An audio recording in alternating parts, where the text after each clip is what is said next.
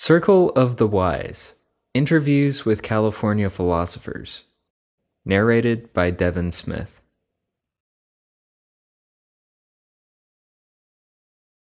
Preface. A note on methodology. In the fall of 1991, students enrolled in the Introduction to Philosophy classes at Mount San Antonio College conducted interviews with some of the most prominent philosophers in California. 10 questions were asked of each philosopher, including queries about the existence of God, life after death, and the interface between human and artificial intelligence. The interviews ranged from personal one-on-one conversations to telephone interviews to mailed written responses. There were originally over 50 interviews that were transcribed. From these, the editors selected between 20 and 30 of the most representative and insightful responses. Moreover, it was not required that each question be answered. Thus, some philosophers chose to respond to only a few of the posed questions. The overall result is a fascinating study of the rarefied world of professional philosophy that provides a glimpse into how philosophers deal with questions that have held a perennial interest to humankind, regardless of time and place. What is perhaps most revealing in this study is how often philosophers from different research backgrounds agree, especially when dealing with questions concerning the existence of a supreme being or the possibility of life after death. Although the philosophers represented in this book reflect a wide variety of interests, a significant number, for instance, were chairpersons of their respective departments, it should be noted that this selection is a small one, and not necessarily indicative of the majority of professional philosophers in California.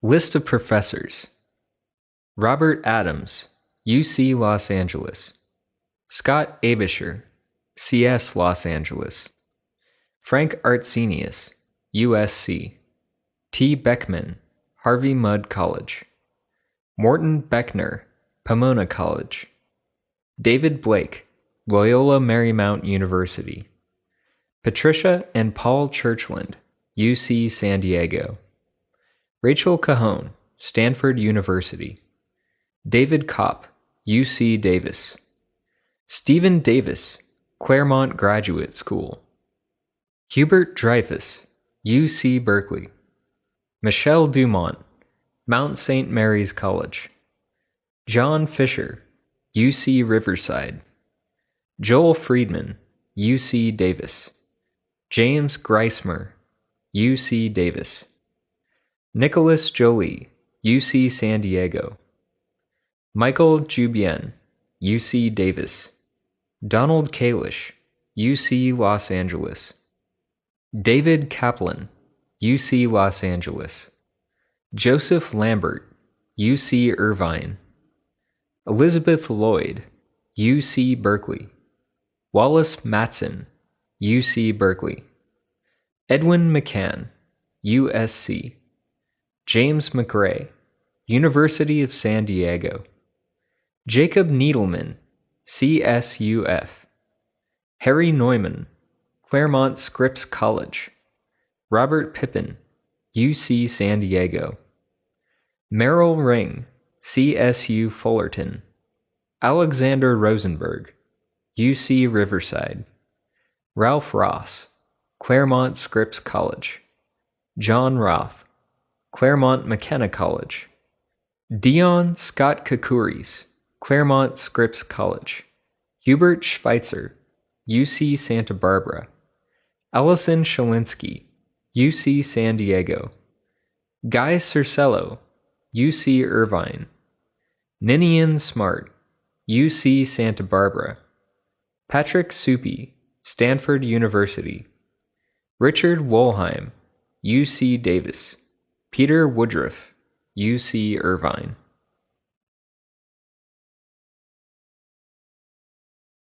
Chapter 1.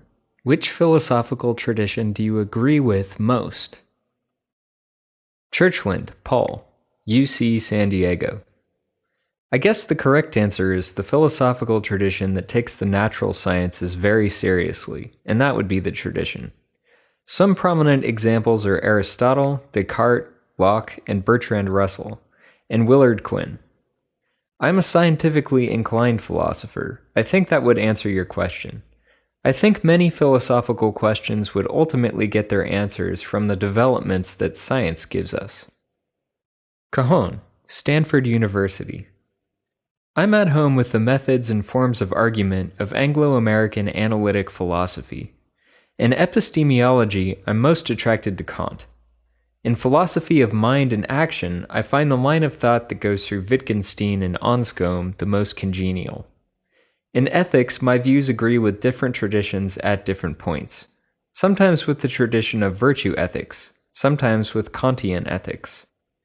In political philosophy, I suppose I find myself agreeing with Hume a good deal on certain topics. Kopp, UC Davis. I would agree with the so-called analytic tradition, in which claims are to be supported by argument. There's a premium on clarity and expression. Dreyfus, UC Berkeley. I agree most with what is called the continental tradition, because they deal with issues that seem relevant to human life and to the current state of the culture. The analytic tradition does too, but in a very indirect way, and sometimes so slightly that you cannot get relevance out of it. Friedman, UC Davis. Analytical philosophical tradition. Logic-linguistic analyses give the best hope in dealing with certain classical problems. Griesmer, UC Davis. As a philosopher of biology, I identify with a certain narrow tradition within my field. I'm probably what you might call an anti-reductionist or a non-realist. This is because reductionism developed in philosophy of science around a narrow set of formal axioms in sciences like biology as reducible to physics. I don't think formal reduction is possible. I am non-realist in the weak sense that I don't think the realists, people who believe that science gives us or aims to give us, quote, the truth about nature, have established their case. I tend towards empiricism or some variety of social relativism, in that I think the things philosophers of science tend to talk about, scientific theories and explanations, are products of social construction based on observable data. I don't believe in theoretical entities like genes, species, atoms, but not because I don't think they exist. Rather, I don't think science requires that we believe in them in order to do science. Jolie, UC San Diego. As an historian of philosophy, I'm not committed to any particular overall philosophical position. My tastes in philosophy are fairly Catholic. I admire British empiricism for its intolerance of pretentious, cloudy abstraction. I also admire the metaphysical system of the rationalists, such as Spinoza and Leibniz, which try to give a complete account of reality and the place of human beings within the world. Zhu Bian, UC Davis. I am firmly embedded in the Anglo-American, quote, analytic tradition within philosophy. To say that I, quote, agree with it is merely to say that I do philosophy that way. Philosophers in this tradition, of course, have serious disagreements among themselves on specific questions. The reason I do philosophy, quote, analytically, is that I have so far been unable to understand the efforts of those who say they are doing philosophy some other way. In most instances, I find what they write and say incomprehensible. In other cases, I find it comprehensible, but I don't think of it as philosophy. It seems more like sociology or politics or cultural history or aesthetics or literary criticism or some other discipline. Kaplan, UC Los Angeles.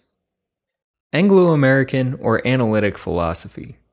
It's hard to say why you agree with one orientation more than another. I was raised in that orientation, maybe even something one might call logical empiricism. Rudolf Carnap was my teacher. I'm a logician. I'm interested in the ways which technical work fare on fundamental philosophical issues. I find the analytic approach most illuminating. Lambert, UC Irvine. It's called analytic philosophy. I don't know the reason why. I suppose it's because I came into philosophy out of science. There's a natural disposition of a person coming onto philosophy out of science to be more interested in the ways in which people do philosophy in a kind of rigorous, detailed, mathematical way. I wasn't just interested in its history itself. I was more interested in analyzing problems and being able to solve them. You certainly didn't do that sort of thing in the other sorts of traditions. When I talk about analytic philosophy, I'm talking about formal analytic philosophy.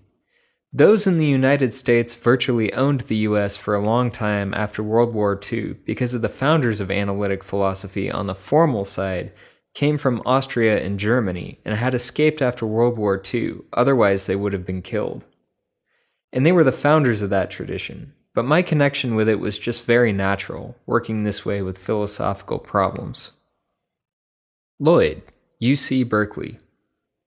I see myself agreeing with several different conflicting traditions. I find the German Romantics very influential in my work. Most obviously, I'm influenced by the recent analytic tradition, the logical positivist tradition from Vienna. So I'm a mixture of continental and analytic traditions. I'm interested in the problems about logic, and that makes me value the work of the logical positivists. But I'm also interested in issues about the human spirit and human knowledge and different ways of knowing, which are much more the tradition of the continental philosophers all the way back to the German idealists, the German romantics, and turn-of-the-century people such as Goethe. He addresses issues of the relation between a human being and our science, and so I find that this has a lot to do with the German romantic tradition. Matson, UC Berkeley. The Aristotelian. It recognizes that our only reliable knowledge is what scientific investigation supports, and it has a proper conception of the roles both of experience and of intellectual insight in scientific method. Its ethic is based on the conception of the human good as the realization of distinctively human potential. It locates all value within this world, the only world there is. It appreciates the importance of tradition without being enslaved to it. McRae, University of San Diego. The analytic tradition, for the simple reason that the questions are carefully analyzed. However, I understand the analytic tradition in a wide historical sense, more or less the way Bernard Williams interprets it. Needleman, San Francisco State College. Plato. Rosenberg, UC Riverside. I agree with the philosophical tradition of Quinn because it attaches the greatest weight to physics. Schweitzer, UC Santa Barbara. I guess I would call myself a Kantian. I'm not a rationalist, nor am I an empiricist. I believe that all knowledge comes from the senses. Shalinsky, UC San Diego. I suppose I agree most with the contemporary analytic tradition, though I think distinctions between traditions are somewhat artificial. All traditions are, or ought to be, characterized by a commitment to the central tools of philosophy. What philosophers try to do is construct and critically analyze arguments. When engaged in critical enterprise, they try to assess the evidence offered in support of a claim. When engaged in the constructive enterprise, they try to offer persuasive support for a claim. To the extent that a tradition employs such tools, it is what I regard as distinctly philosophical in nature. Cercello, UC Irvine. Plato, because his views on love and beauty are quite similar to my own.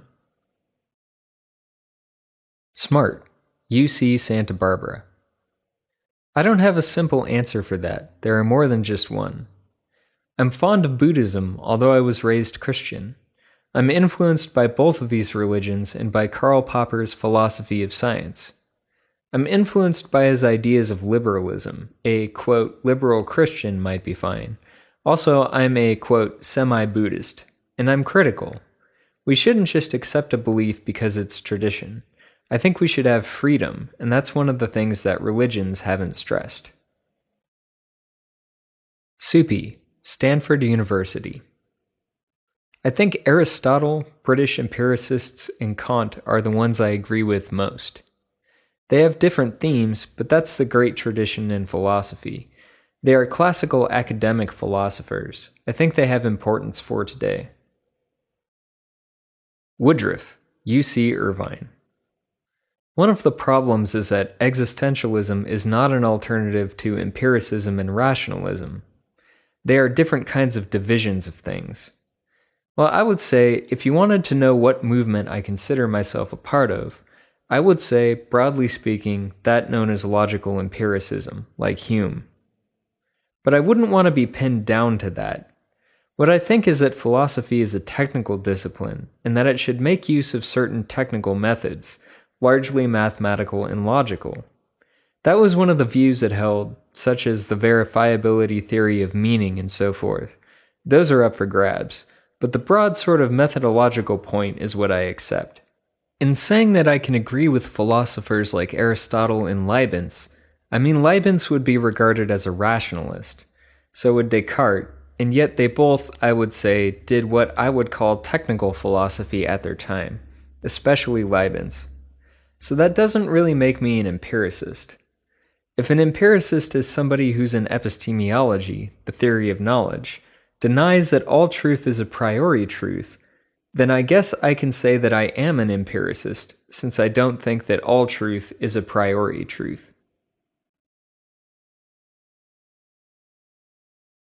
Chapter 2. Which philosophical traditions do you disagree with most? Adams, UC Los Angeles. I certainly disagree with a lot of things. I have no sympathy whatever for materialism. I'm quite opposed to most forms, probably all forms, of utilitarianism. Those are the first two that come to mind. Beckman, Harvey Mudd. My strongest reactions are against those analytic philosophers who push philosophy into such a technical enterprise that most of one's time is devoted to mastering technical vocabulary and puzzles. Among philosophers of science, this is outrageously common, especially among those who dwell on statistical interference. Nancy Cartwright's recent book is an example. Beckner, Pomona. Well, phenomenology and Platonism. I think they rely too much on analysis of problems rather than tying them up with reasons why or evidence for. Churchland, Paul, UC San Diego. That's an interesting question.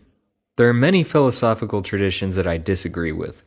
I think that I would disagree most with the philosophical tradition that degenerates the role of reason, that invites us to become mystics, that invites us to give up or forsake our rationality in order to find satisfaction in some other way, either through meditation or through drugs or something like that. I think the road to understanding is the path reason will take us along. So I regard reason and intellectual honesty as being very precious indeed. Most philosophical traditions do. Cajon, Stanford. In ethics, I find myself disagreeing with utilitarianism most. In philosophy of mind, I disagree with eliminative materialism. These are specific views rather than traditions. I can't say I find myself disagreeing with any traditions. Rather, some traditions, such as that of Christianity from Augustine onward, have little to say to me. They don't address issues that engage me. The contemporary continental tradition is one with which I have trouble engaging, including Derrida and company. Kopp, UC Davis. I would say the so-called continental tradition, although disagree is not the right word. I find the topic generally to be unintelligible. Dreyfus, UC Berkeley. The analytic tradition. I don't so much disagree with them, rather I find them not as relevant to my interest, though I respect their rigor and wish that the continental tradition had such rigor when it dealt with the important questions. Dumont, Mount St. Mary's College. I do not have any particular enemies, although philosophers who try to be deliberately obscure and do not address real concerns from the perspectives of ordinary experiences are the ones I find most odious, because they seem to be pretentious and use philosophy to promote their egos. Fisher, UC Riverside. I most disagree with what I would call a literary approach to the answers of the, quote, big questions, because nothing is very clear. I like clarity and precision. Friedman, UC Davis. The critical theory tradition, muddle-headed to the extreme. Moreover, the relativism is either self-refuting or unauthentic. Ju Bien, UC Davis. Within the analytic tradition, I find myself in strong disagreement with anti-realism, with relativism and pragmatism, about truth, and with the widespread assumption that materialist accounts of the mind are somehow, quote, scientific, while, say, dualism is not. It would take many pages to say why I have these disagreements. Kalish, UC Los Angeles. Well, I disagree with those philosophical traditions which try to build metaphysical or theological systems which are not based upon either some kind of mathematical foundation or foundations of empirical science. Lambert, UC Irvine. While there's a very modern tradition sometimes referred to as postmodernism or deconstructionism, and I find myself completely in opposition with that stuff. Lloyd, UC Berkeley. Strangely enough, I would have to say modern analytic philosophy. This is strange because a person from the outside looking at my work would say that I am an analytic philosopher. I disagree with the focus on language. Here I am talking about English and American philosophy from 1930 to the present day. Matson, UC Berkeley. The Platonic. Its conception of knowledge is ultimately mystical. It is suspicious of and supercilious towards natural science. McCann, University of Southern California. The tradition I would disagree with most is idealism, especially absolute idealism. This is a perfect example of what happens when you let speculation just go completely unchecked. You make all of these nice claims, but none of them has any cash value. University of San Diego. Some of the contemporary European philosophy, instead of careful analysis, it seems to be concerned with lots of different ways of perceiving things. Needleman, San Francisco State. Logical positivism. Ring, CSU Fullerton. My greatest disagreements are with the philosophical traditions which see science as the only legitimate way to understanding, and which try to emulate science in their philosophical practice. Science is one kind of legitimate activity, but is no more than that. Rosenberg, UC Riverside. I disagree with postmodernism because it has no room for truth, falsity, justification, or rationality. Ross, Claremont Scripps College. The idealist philosophy, because Plato's fundamentals and quotes created a lot of damage. Shalinsky, UC San Diego. Contemporary analytic philosophy is often contrasted with continental European philosophy, e.g., existentialism, phenomenology. While the former seems primarily concerned with minute analysis, the latter is seen as engaged in some vast overarching enterprise. From the point of view of an analytic philosopher, continental philosophy often seems to substitute gibberish for clarity and conciseness.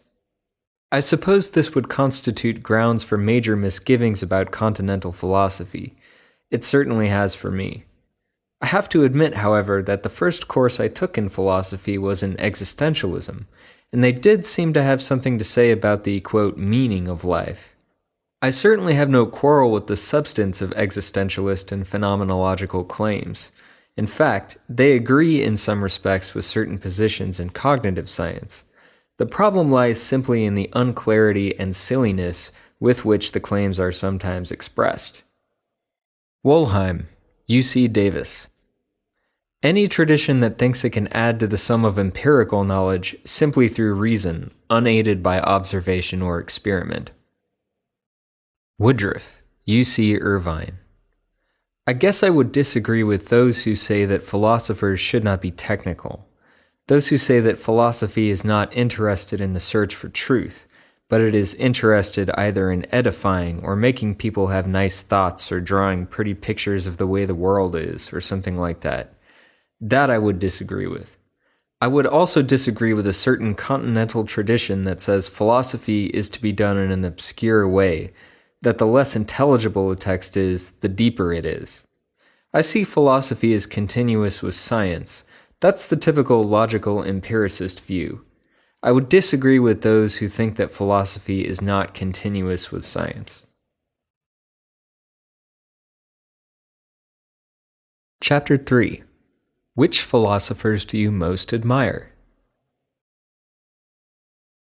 Adams, UC Los Angeles. I admire most of the famous philosophers, Plato, Aristotle, Socrates. I admire most of the medieval philosophers like Aquinas. I have a great admiration for Descartes. I have immense admiration for Kant. I admire Berkeley for his daring, clarity, style, and creativity.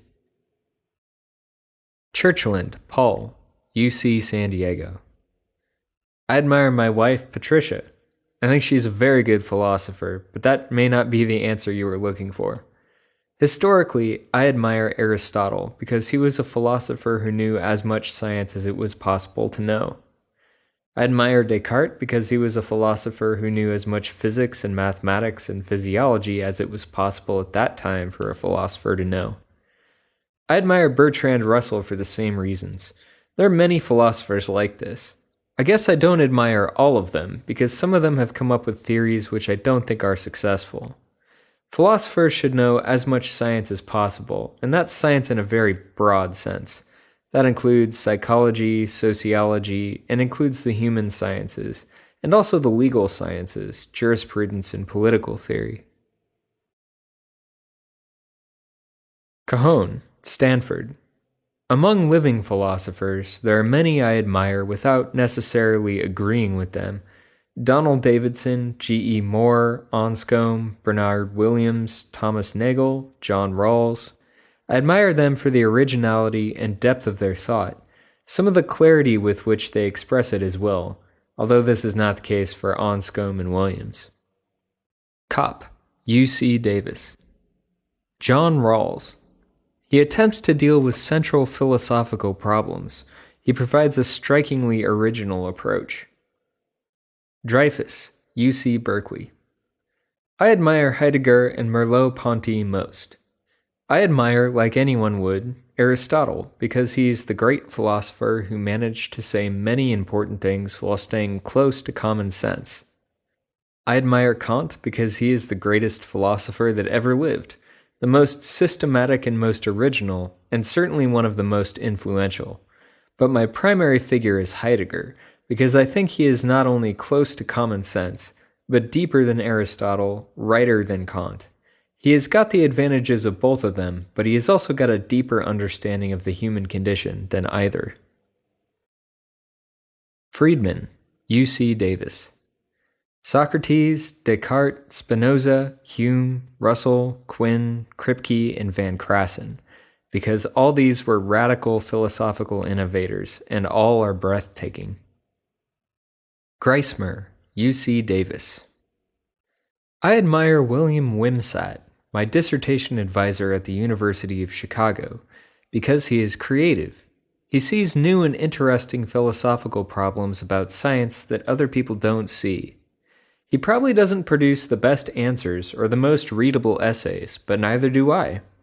I tend to value creativity and insight more than correctness or even clarity. I admire Nelson Goodman and his work in art, representation, and individuals. His work is clear as well as creative. He's the sort of philosopher I find myself reading to get me jazzed up about a problem after I've not thought about it for a long time. I admire Nancy Cartwright, a philosopher on physics. She's written a lot on abstraction, causation, and laws of physical science. She's also very innovative as philosophers go. I especially like her collection of essays, How the Laws of Physics Lie. Joly, UC San Diego. Spinoza, Hobbes, Berkeley, Hume, they were intellectually fearless, and with the possible exception of Spinoza, clear, incisive writers. Ju Bien, U.C. Davis. I admire most of the 8 or 10 frequently mentioned great philosophers of history. Among contemporaries, I especially admire Saul Kripke, David Lewis, W. V. Quinn, and Roderick Chisholm. I admire all these philosophers because they have done very important work in what I think of as the most central problems of philosophy. Of course, I often disagree with their views. I admire lots of other philosophers as well. Kaplan, UC Los Angeles. I admire my teacher Rudolf Carnap. I admire Sal Kripke. Lloyd, UC Berkeley. Hegel and Aristotle. I admire Hegel because he had such a strong sense of history, and I admire Aristotle because he had such a strong sense of the natural world. Mattson, UC Berkeley. Aristotle, Epicurus for his fundamentally right worldview and his hostility to superstition. Hobbes for his incomparable style and his feistiness. Spinoza, who outlined the essentials of a scientific view of the universe and of man and the human good. Hume for his Christianity bashing. Nietzsche, ditto, and for reviving the Aristotelian ethic for self-realization.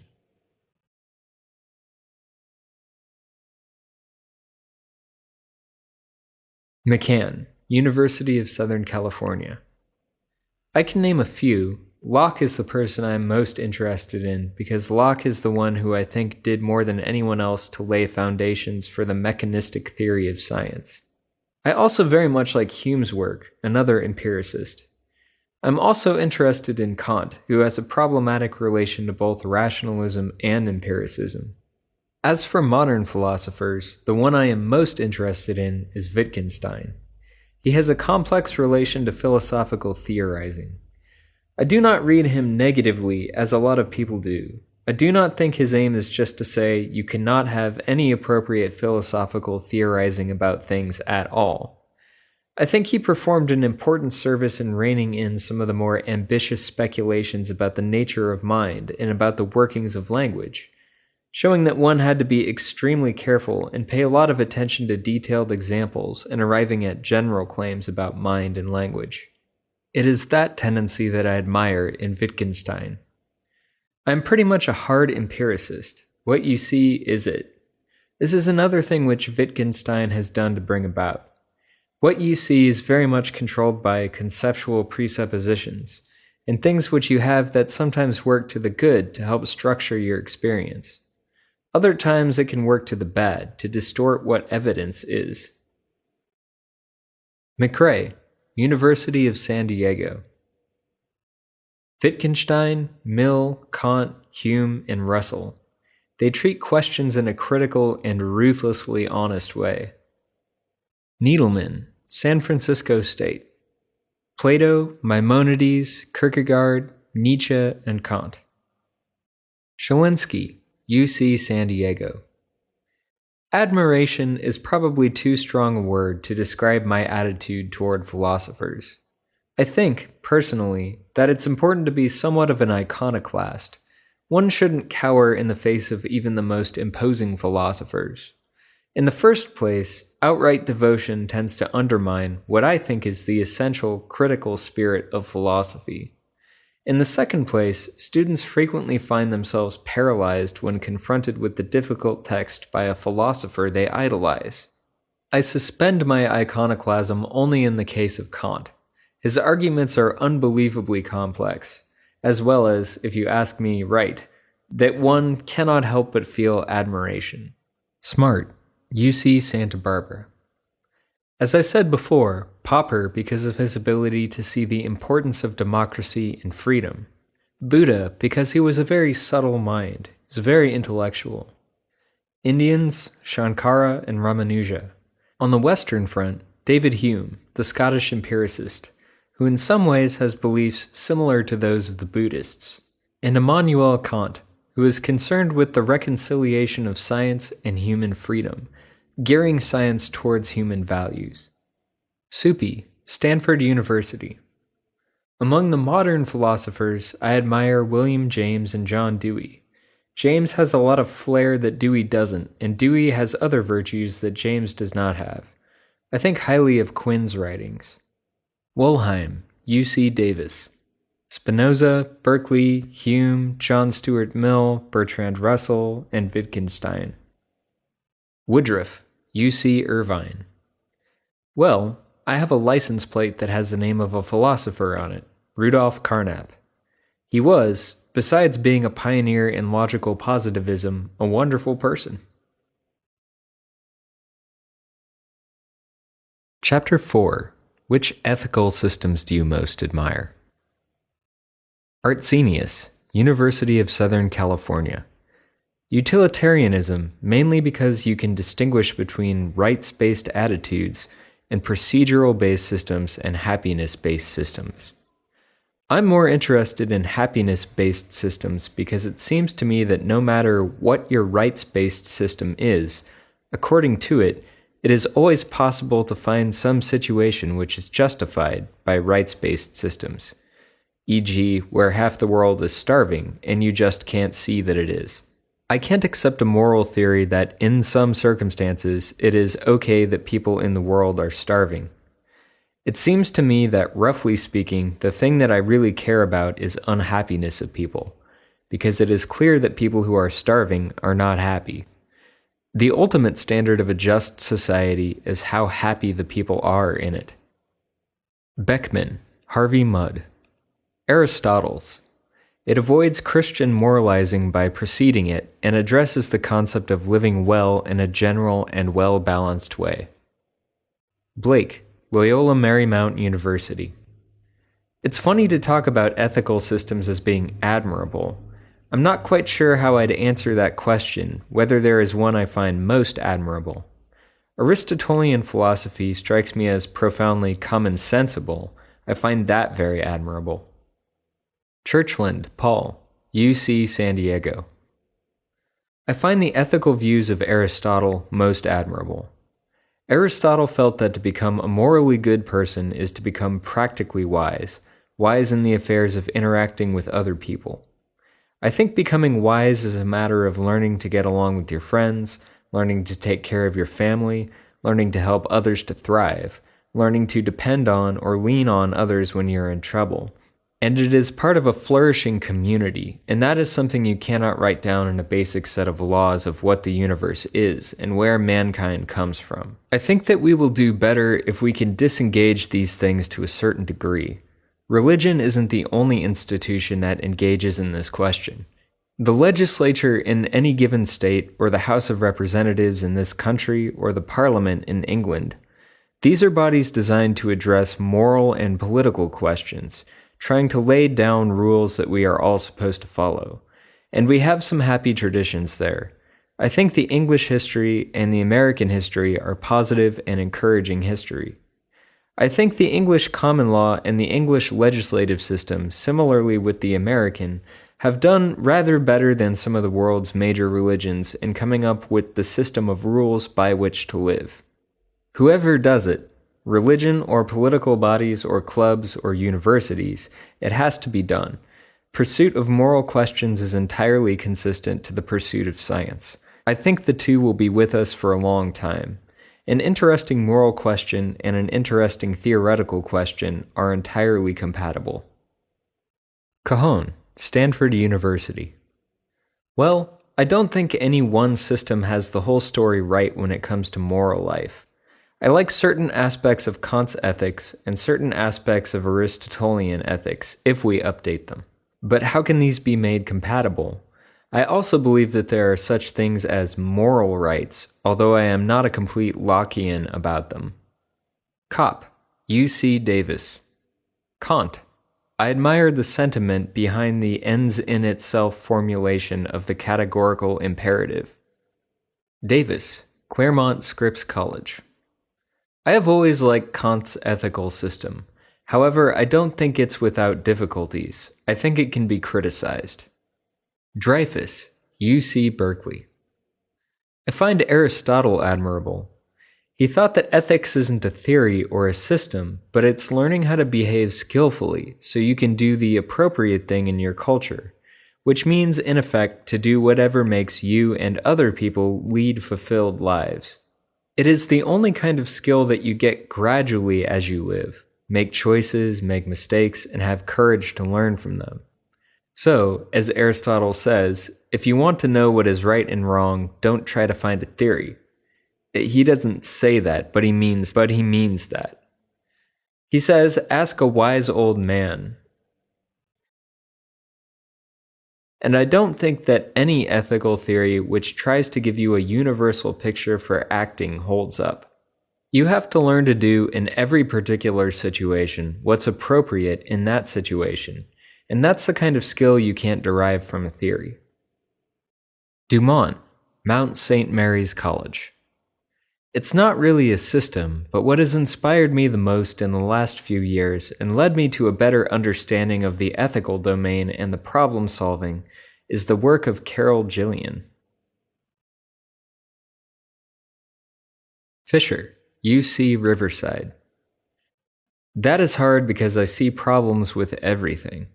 I would probably have to say Kant's system because the importance of dignity and respect are owed to individuals on their own free will. Friedman, UC Davis. Spinoza's naturalistic ethics and Mill's utilitarianism. Geismar, UC Davis. I don't know anything about ethics, so I don't admire any ethical systems. Jolie, UC San Diego. I'm attracted by Spinoza's moral theory. For one thing, I share Spinoza's implicit view that morality is a system of hypothetical imperatives. I'm also attracted by the central role that Spinoza gives in his philosophy to the analysis of the emotions. Ju Bien, UC Davis. I believe that some sophisticated version of utilitarianism has the best chance of ultimately winning the ethical systems sweepstakes.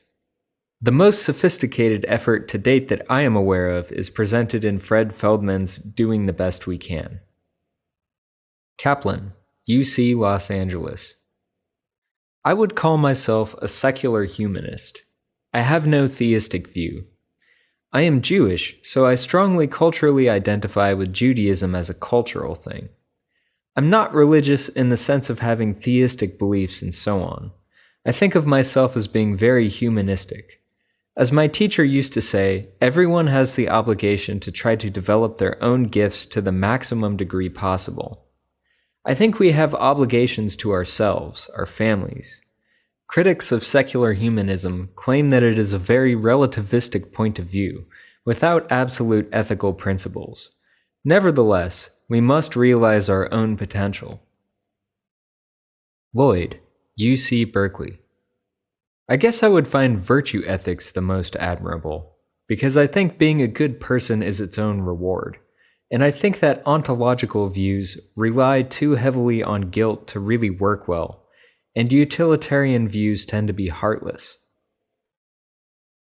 Mattson, UC Berkeley. The Aristotle-Spinoza idea of self-realization. Its concept of the good is the right one, and it is free of, quote, moralic acid from Nietzsche. McCann, University of Southern California. I think the Kantian view, or some version of it, is the most promising theory.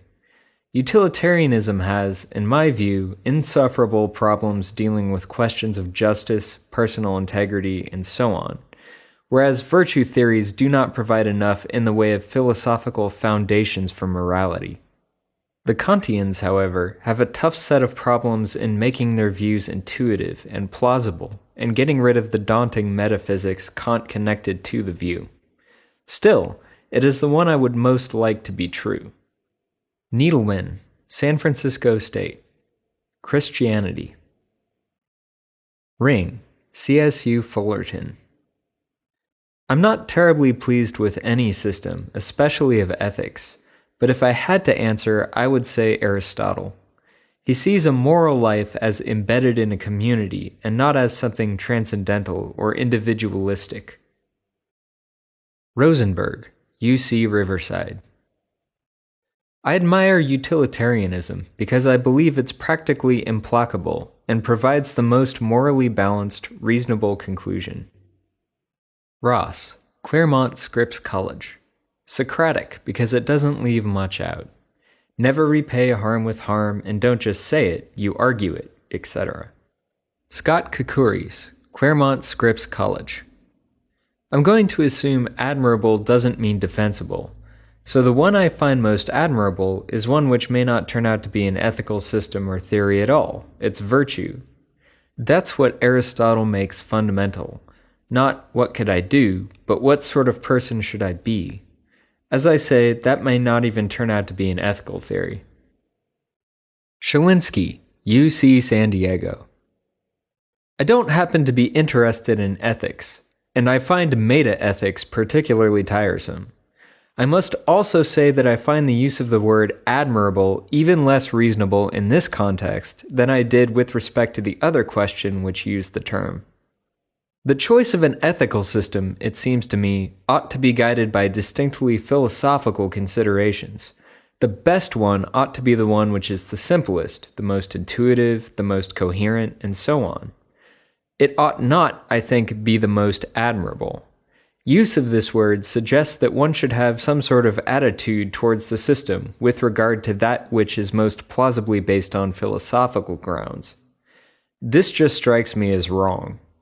Having said all of this, I guess I would have to answer the question simply by saying the best ethical system, whatever it is, should be the one that best allows us to feed, flee, fight, and reproduce. I hope this doesn't sound really flip. It's as much a reflection of the despair I've always felt canvassing what I regard as the various implausible ethical systems that abound. Smart, UC Santa Barbara. Christianity and Buddhism both speak of love and compassion. Those should be the guiding attitudes. Negatively, I believe, as do the Buddhists, that we as humans have deficiencies we must address: greed, hatred, and delusion. An example of greed would be cutting down on the money for the homeless and poor. Hatred is seen daily expressed through issues between groups, be it whites against blacks, blacks against Hispanics, so on. By delusion, I think that our vision is clouded. Supi, Stanford University. Well, I am sympathetic to utilitarianism, but I am pluralistic. I think utilitarianism has a difficulty accommodating everything.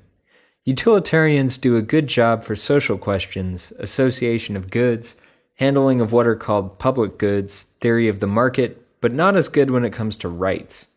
And I think it's possible to work a theory of rights in utilitarianism, but it may very well be that ultimately we will think of that as a separate system. Wollheim, UC Davis. I do not believe that anything systematically written about ethics is really admirable. I believe that what philosophers talk about in ethics is partly an invention of philosophers, cobbled up out of certain fragmentary attitudes we have, which are part benign and part malign. The moral philosophers I most like to read are Montaigne, John Stuart Mill, Nietzsche, and F. H. Bradley. Woodruff, UC Irvine. Well, I don't think of the question in that way. I think of it as, what is right? I'm not an ethicist, and I can't claim to have views on the subject quite the way I do on some other things we've talked about. My general views about ethics go back to those of Wilfrid Sellars, as many of my views do.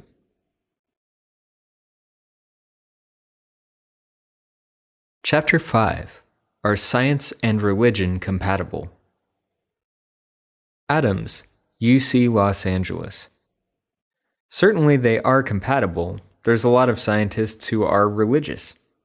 Science is a human activity which proceeds on certain principles, has certain institutions, and serves certain functions of human life.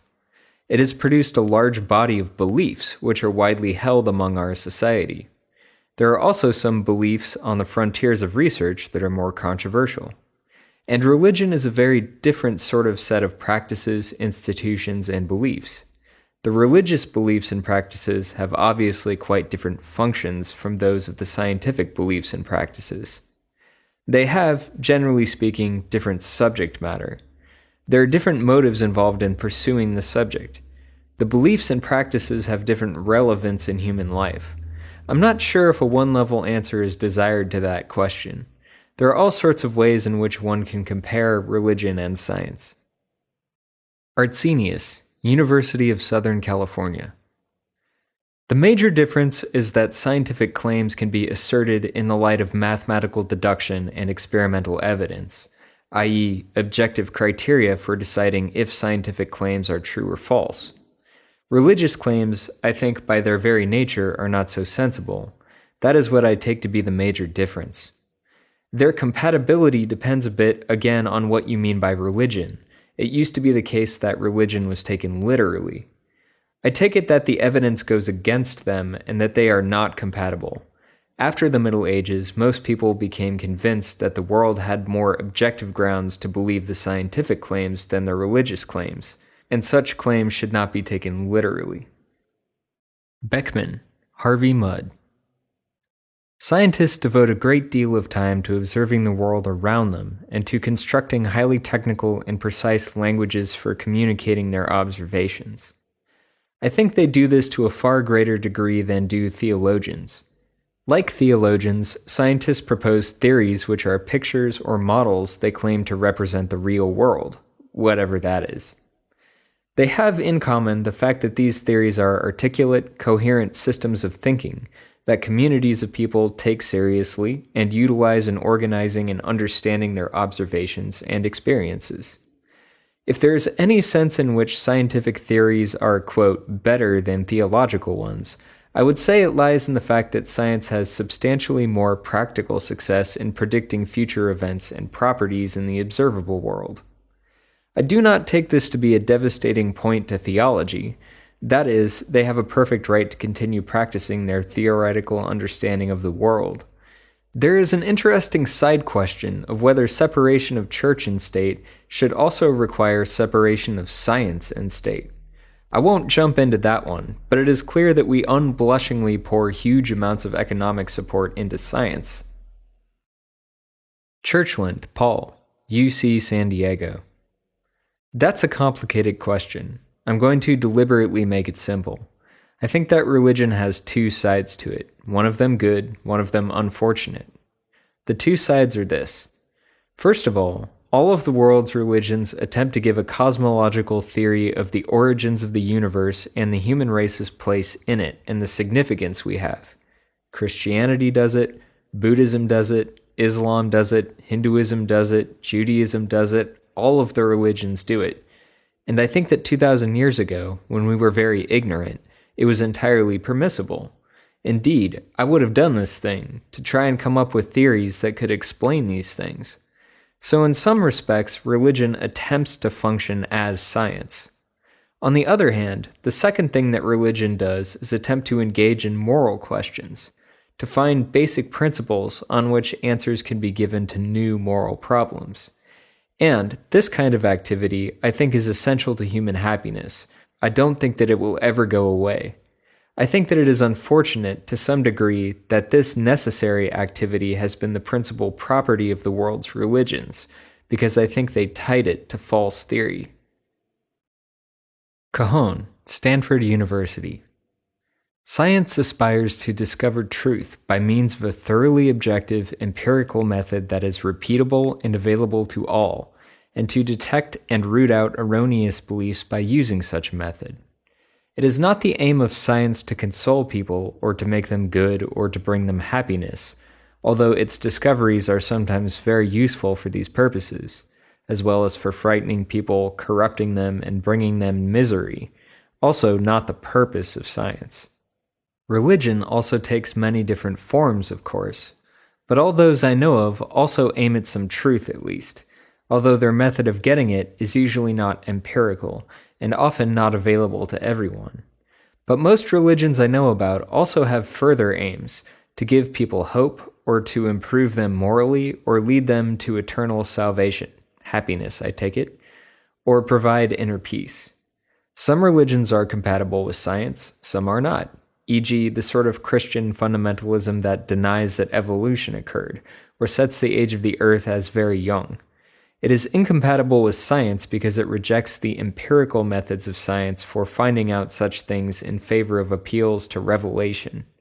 Not all religions make pronouncements about such things. Some say that God exists, and this is not empirically testable, and then go on to provide consolation and moral guidance. Davis, Claremont Scripps College. Well, I suppose that the major difference between science and religion has to do with subject matter and mythology. The subject matter of religion deals with questions like God and the afterlife, and the way in which human beings ought to live, which are not questions that are directly addressed typically by scientists. Scientists as human beings are of course perfectly free to talk about these questions like any other, but they don't. They aren't the kind of topics that scientists deal with. A scientist will accept something only if it seems that the claim is empirically verified or verifiable. They can conduct a crucial experiment that proves it or fits it into a very successful theory. But a typical religious person is quite prepared to accept something on authority because the Bible or a certain clergy person said so, and that is a myth that would not be accepted by a scientist. Are they compatible? Well, yes and no. I mean, it is clear that there are claims made in religion that are compatible to some claims made in science, and vice versa. Are they incompatible? Yes, I think that they are. Believing in God as I do, I think both scientific and religious truths are aspects of the overall universal truth which God is responsible for. So I think they do fit well together. It's just that we don't see how they fit together very well. Dreyfus, UC Berkeley. I think that the major difference is science is trying to find out the causal properties of natural kinds, referring to water and electrons and so forth. And they do have causal properties, and our science is getting it right. But finding out about the ultimate particles doesn't tell us anything about the meaning of life.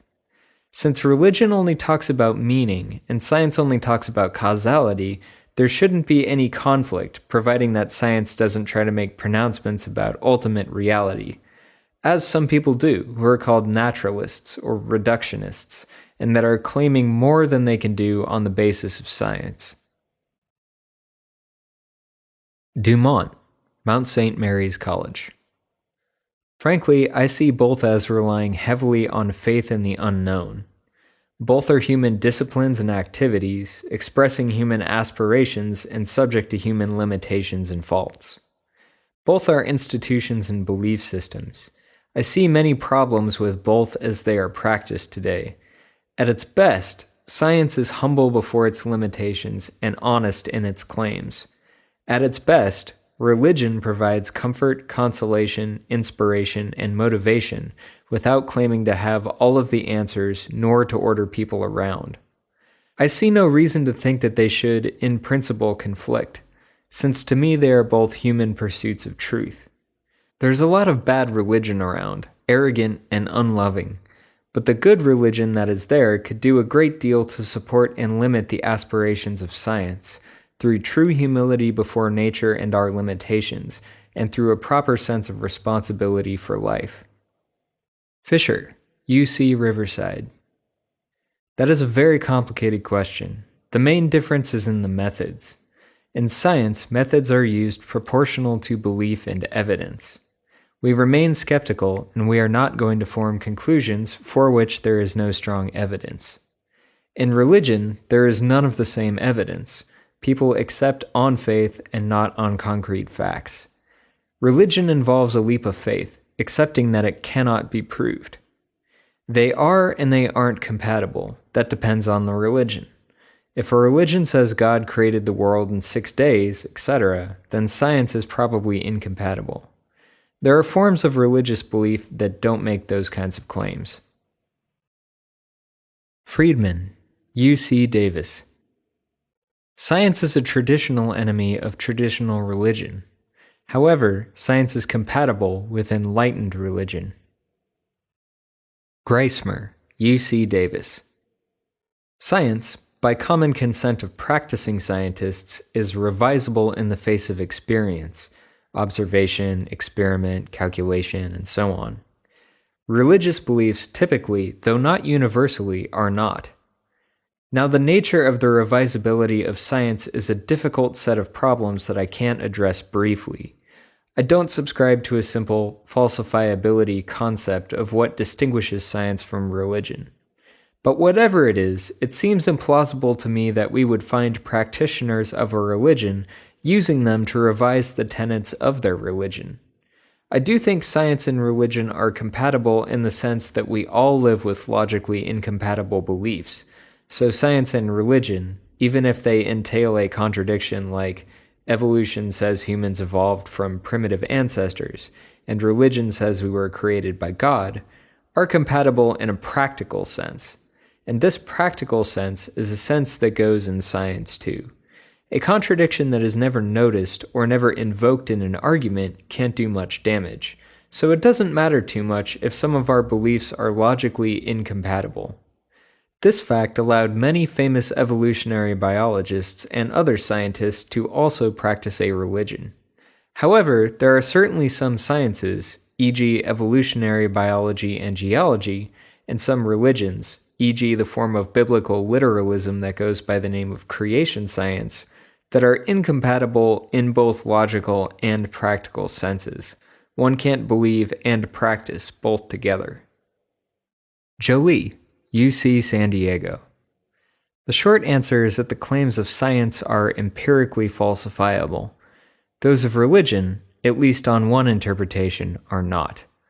Whether religion and science are compatible depends on how religious claims are interpreted. Jubian, UC Davis. The major difference is that they generally have distinct goals, e.g., theorizing about the nature of the physical world versus saving souls. To this extent, they are compatible. Of course, some religions make claims that are in conflict with science, not to mention common sense. Such claims may be an essential part of certain religions, but they aren't an essential part of religion per se. Lambert, UC Irvine. I think there are two major differences. In science, you can strive to be able to predict phenomena. Predictions are different than prophecies. In science, you also try to find corroborative explanations. Those are explanations which can be corroborated by appeal to experience. In short, I think these are two segments of rational activity. There are characteristics of science that are simply not characteristics of religion. So I think the difference is in these two activities. Predicting on the one hand, and producing corroborated explanations on the other. That's scientific. I don't think that's a part of religion. I think that science is a kind of rational activity.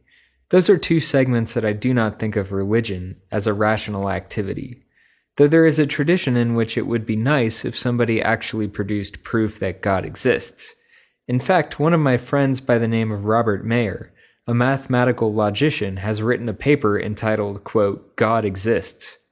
He proved the existence of God by using some of the materials in mathematics. Surely, religious activity I regard as not irrational, but other than rational, outside of what we pretend to be rational.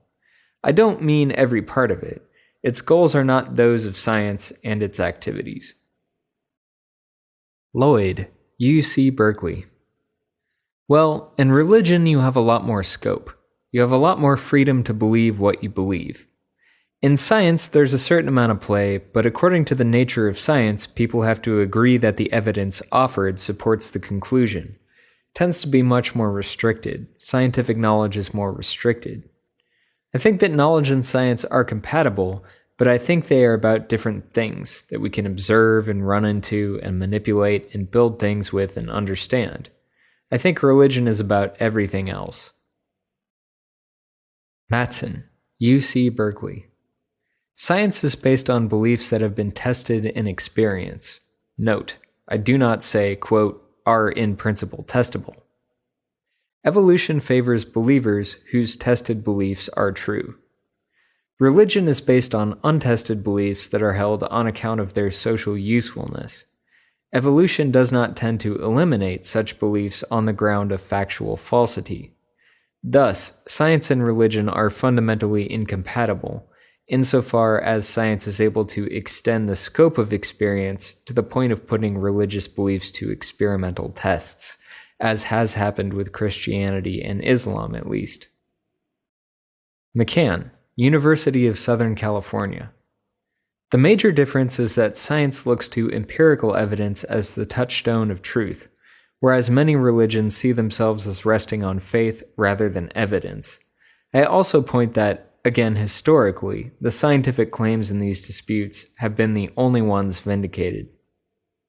McRae, University of San Diego. I fail to see any real conflict. The questions are different. Needleman, San Francisco State College. Yes. Neumann, Claremont Scripps College. It can or it can't mix. It depends. The problem is that religion is very mythical. Most of it doesn't change, which in turn is completely the opposite of science. In reality, science and religion are only man's way of finding a reason for existence. Pippin, UC San Diego. Yes, I think they are compatible.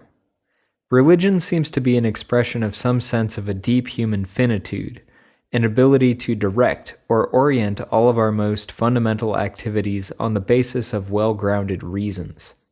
Since this is not itself an empirical claim about anything, it is not inconsistent with anything in science. Roth, Claremont McKenna College.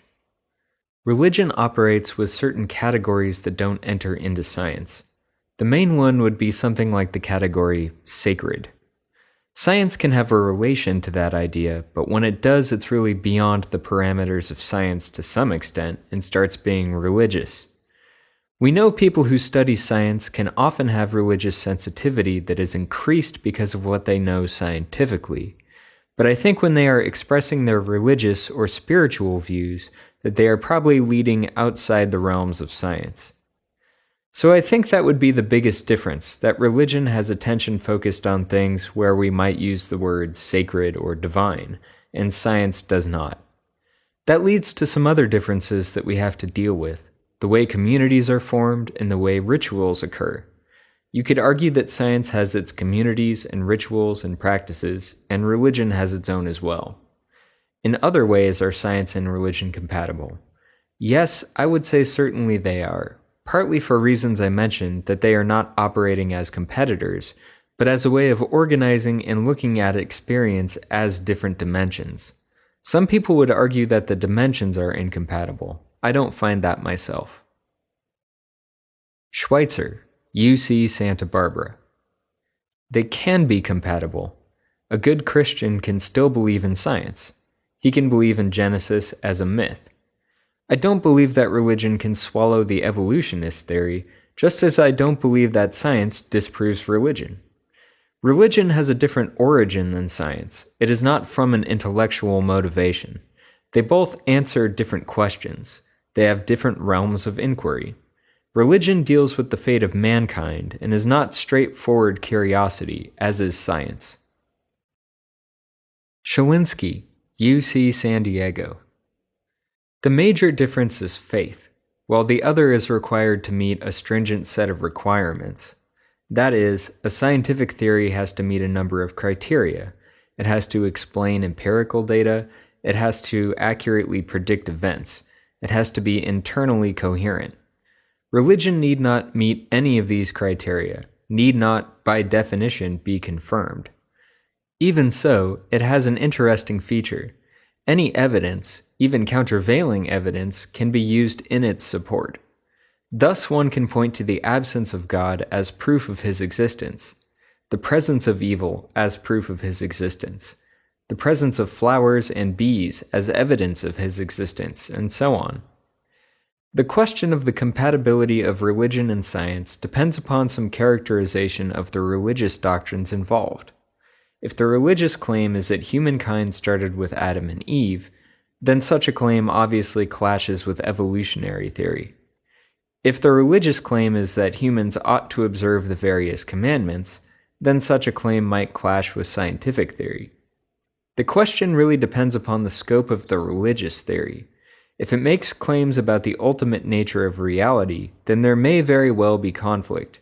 If it simply concerns questions about morality, then there may not be. Cercello, UC Irvine. Science and religion are compatible, but they don't have anything to do with one another. In other words, they answer the same questions, but in different ways. Where science is a controlled means, religion is not. Suppi, Stanford University. I think that religion, of course, in many ways has helped form the setting for modern science, and that there are forms of religious belief that people can have which are very inconsistent with good evidence. A good example would be the creationist movement. Creationists are against teaching evolution as a scientific theory. Now, I think that creationist viewpoint is naive and a bad example of the interaction of religion and science. Wollheim, UC Davis. Science offers explanations. I do not see how religion can, because what religion proposes goes beyond what we look to for making things explicable. God could not be constrained by our categories. Woodruff, UC Irvine. I think originally religion was a substitute for science, that is, as a method of control over the environment or as an explanation of things. So to the extent that this is true, there is some competition between them. But certainly my own view of theology, as expressed before, is not incompatible with science. I don't see any reason for them to be incompatible. I mean, fundamentalists who believe in the inerrancy of the Bible, of course there will be a conflict there, but I don't see that as a necessary aspect of religion, so I think they are perfectly compatible. They are just addressed to different things. Science tries to describe the way the universe is, and religion tries to give us some kind of emotional relation to the whole.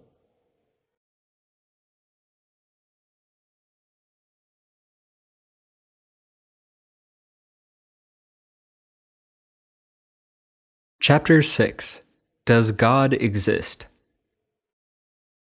Adams, UC Los Angeles. Yes. If the question is, do we know that God exists, or what sorts of reasons would we have to believe in God, well then the answers get pretty complicated. But the question is, does God exist? I believe that God exists. Artsenius, University of Southern California. I respond that I have no idea how you can decide such a question. You can have your opinion one way or the other. My sense is that I'm not exactly sure what it means to say that God exists. I just can't say how you could argue for or against it. Beckner, Pomona. Well, my view is that God does not exist, so I would classify myself as an atheist. However, I cannot prove that he doesn't exist. Blake, Loyola Marymount University. Yes, he does, and I think that there are grounds for believing which are not simply matters of faith. I guess I do think that there are good indications in human nature and physical reality to indicate there is a creator. Now, what might I believe beyond that, I would attribute more to faith than reason, but I do think there are rational grounds for thinking there is a God. Cajon, Stanford University.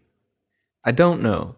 It would be nice if God did exist, but I don't think there are any successful proofs of God's existence, nor are there other sorts of objective evidence, so the only grounds for belief are personal religious experiences, and I have not had any of these. Kopp, UC Riverside. No, unless the context and considerations of politeness dictate otherwise.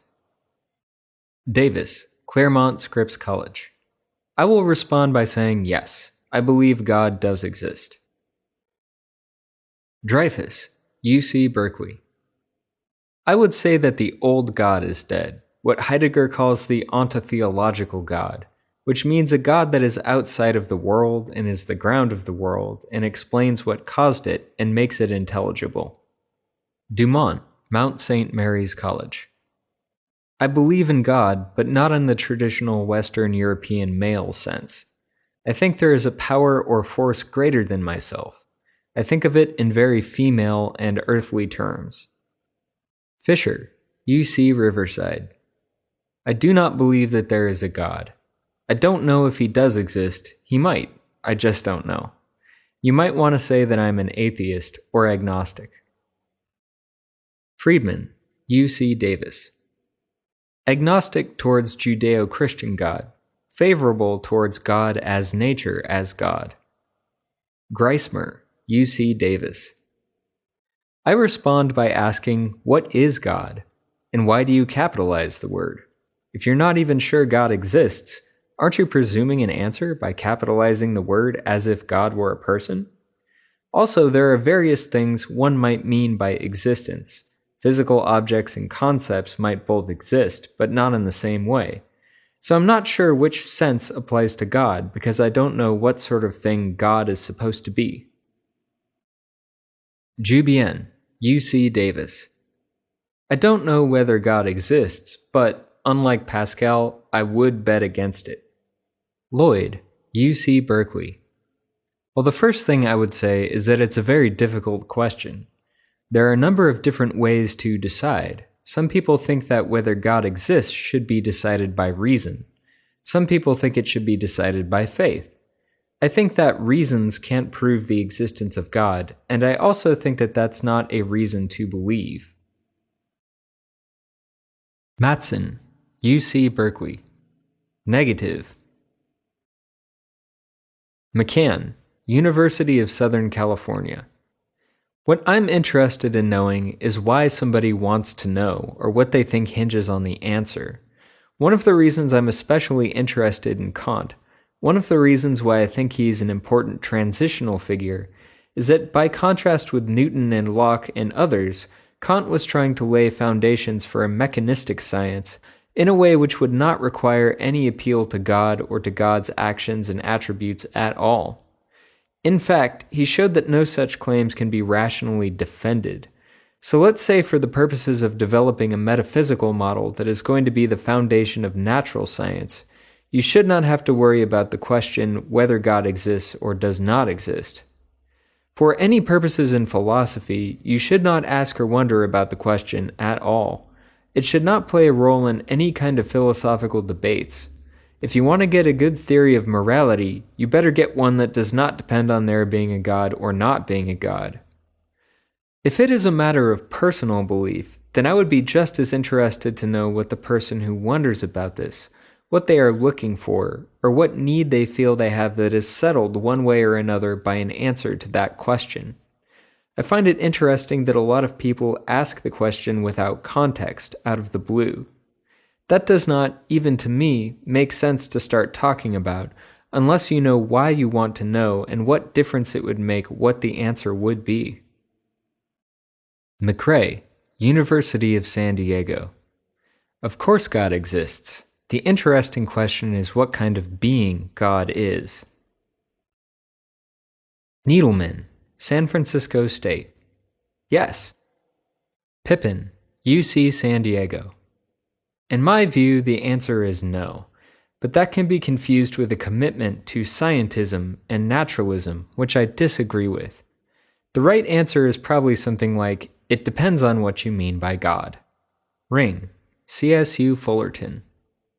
I am rarely asked, but if I were, I would say, don't be silly. Rosenberg, UC Riverside. I believe I would say no. Shalinsky, UC San Diego. No. First, there's no empirical data. Second, hypothesizing God's existence serves no explanatory end. Cercello, UC Irvine. No, just no.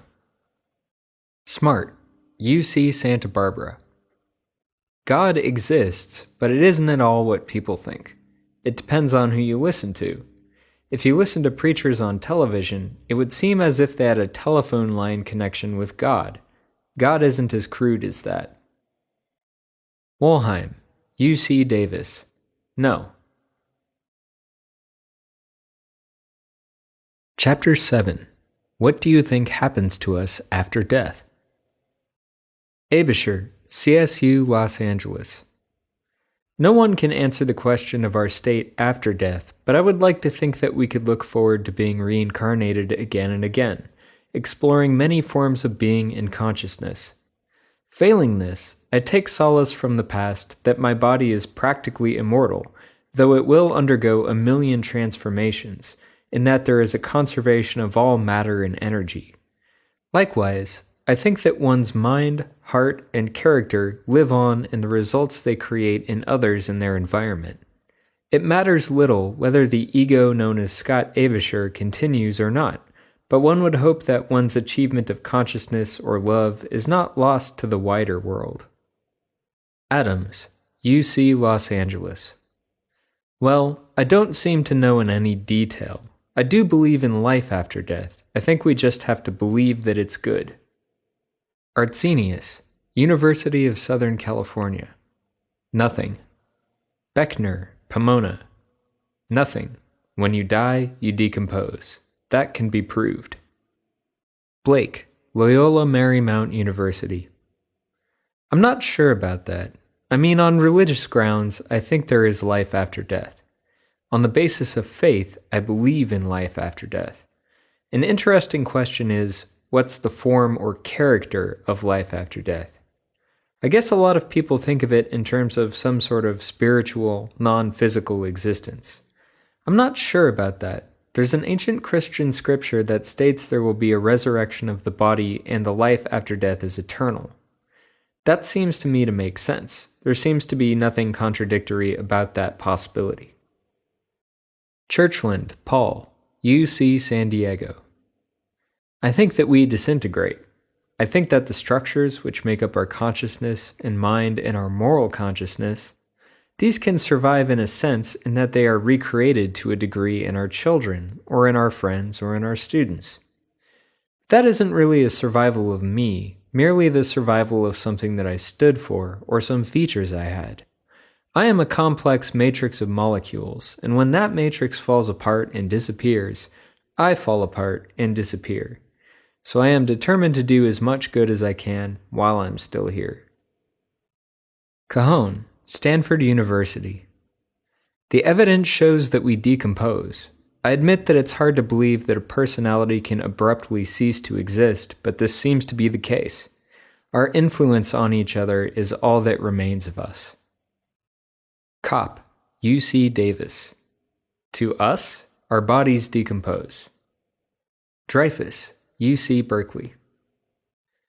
I think nothing happens to us after death. Once we are dead, we stay dead. But I think that, like another one of my favorite philosophers that I forgot to mention, Soren Kierkegaard, that one can achieve eternity in time. That is, you can get a meaning in your life that gives it stability and is remembered after you. And that, I am afraid, for better or worse, is the only kind of eternity we get. Dumont, Mount St. Mary's College. I'm not really sure. Since my metaphysics is not dualistic, the answer is not all that clear. I hope that some of the good that we all do and achieve lives on after us, even if only as it contributes to a force or positive power in the universe. I am leaning more towards reincarnation, though I would not explain it from a dualistic perspective of the migration of souls, but more as the rebirth of one's spirit. Fisher, UC Riverside. I think my sense is that we go out of existence and experience a blank, and our consciousness ends. Friedman, UC Davis. Either death is a blackout for us, or else we are housed in mind fields. Greismer, UC Davis. This is a trick question. I think we rot after death. I don't believe there is a non-material substance, a soul, that will persist after bodily death, but I don't have any better argument for my position than the dualist does for his or hers. Jubian, UC Davis. We cease to exist. Kaplan, UC Los Angeles. Nothing. I'm an atheist and I think we are part of the natural world. I think the same thing happens to us after death as happens to dogs, cats, and frogs. When the body shuts down, we shut down. Lloyd, UC Berkeley. Basically, I think that we are animals, that we die and that's it. Our chemicals go off into the world. They're either burned if we're cremated, or if we are buried, the chemicals gradually change and we decompose, and that's the end of the body. Spiritually, I'm not sure. I guess I find it hard for me to believe that what remains of us spiritually will be identifiable as us. I find it hard for me to believe that there would be any kind of consciousness that would be particular to us. Matson, UC Berkeley. Nothing. We're dead. McCann, University of Southern California. Basically, I would respond to this similarly to the question about the existence of God. I would be interested to know why this is supposed to be a significant question. It often comes to us in the context of morality, or the hold morality is supposed to have on us, but it very rarely gets beyond a very crude sort of schedule of rewards and punishments. It is a question that can have some interest in terms of the nature of thinking things or persons, but that is not the interest most people have in it. McRae, University of San Diego. Either heaven or hell. Needleman, San Francisco State. It depends on our life before death. Neumann, Claremont Scripps College. Other than fertilizer? Nothing. Let me ask you this. Where were you before you were born? Well, it's the same thing when we die. Pippin, UC San Diego. Nothing. Ring, CSU Fullerton. If we're lucky, we are buried or cremated and remembered for some time. Ross, Claremont Scripps College. I don't know. I haven't died yet and come back to tell anyone about it. You have to have faith in order to know what will happen, although it will be the best sleep you ever had. Rosenberg, UC Riverside. Oh, nothing. We die. I mean, annihilation is the right thing to say. Scott Koukouris, Claremont Scripps College. Nothing. We just die. Shalinsky, UC San Diego. Our bones rot. Smart, UC Santa Barbara. I believe God dwells inside everyone, that He's working in each one of us. So if God continues after death, then I suppose you can consider yourself part of God when you die. Wollheim, UC Davis. I do not think we exist after death, so nothing good, bad, or indifferent could happen to us. Sometimes I wish this were not so. Chapter 8. Free Will versus Determinism. Abisher, CSU Los Angeles. I am an emergent evolutionist in that I hold the universe as capable of producing novelty, including new levels of creativity which are not strictly determined by either causes. I am a tychist in that I hold there is real chance operating in experience, and that laws of nature are no more than statistical regularities. I am an indeterminist in that I hold that human consciousness is undetermined by external influences, so that it can and sometimes does exhibit non-coerced agency. I believe that the directing of our agency to ends that transcend selfish desires is the ultimate experience of freedom and the beginning of morality. Adams, UC Los Angeles. Complex. I suppose the first question is, do I think that free will is compatible with determinism? I think my answer to that is that there are different concepts of freedom, and freedom in some sense is just as compatible with determinism and in others is not. I am strongly inclined to believe that determinism is false.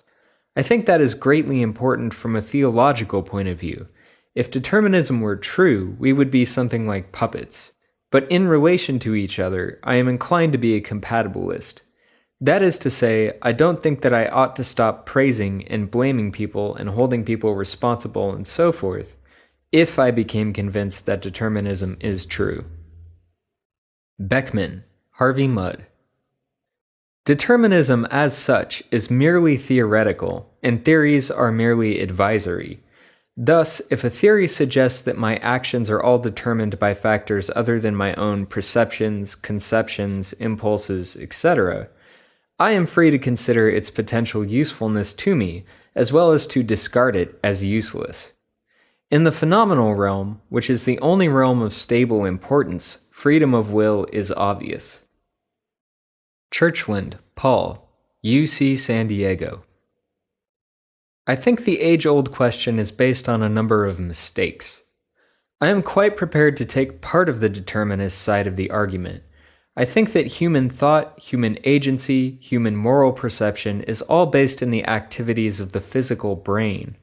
I believe that these things are thoroughly described by the laws of nature, of physics, and of chemistry, physiology, electricity, and so forth. So I accept the physicalist view of nature that determines us typically. I accept this because I believe that's where the evidence points. On the other hand, I think notions like moral responsibility are perfectly genuine and legitimate notions, and I think we can still draw perfectly hearty distinctions between people who are morally good and people who are morally bad, between people who deserve to be punished and people who do not deserve to be punished, between the wicked people and between the good people. And I think we can still find perfectly good reasons for punishing people who are cruel to their fellow men and for rewarding those who are kind. I'm quite prepared to hold people responsible for what they do, but I think that understanding how the brain works, understanding how character develops, and understanding how brain chemistry will go wrong will allow us to have a more humane view of when we should punish people, whether we should punish people, and how we should punish people. I think the present system of prisons, for example, is appallingly cruel, and we use it only because we don't know anything better to do. If we understand better how our brains work in the social and emotional dimension, then we might be able to have a much more humane legal system than the one that we've got now. But I'm not about to give up moral reasoning. I think those things will be with us forever. Cajon, Stanford University. At the moment, I don't have a view about this issue, because there is a class of arguments I know nothing about. I used to think that nature, as understood by science, is deterministic, and that metaphysical freedom in the traditional sense, not being caused to act by any causes outside oneself, was therefore incompatible with the fact that human beings are a part of nature. So I thought that we are a part of nature. I concluded that we are not metaphysically free. However, there are now philosophers of science who deny that a scientific understanding of nature must be deterministic, and who, in fact, reject determinism in physics and the other sciences. Perhaps this leaves room for metaphysical freedom in human actions. I agree with Kant that when we make choices and act, we necessarily think of ourselves as being free, but Kant notes this doesn't show that we really are free. Kopp, UC Davis. I do not have a fully developed position, but I would aim to defend a version of compatibilism. Dreyfus, UC Berkeley. That is too hard for me to answer.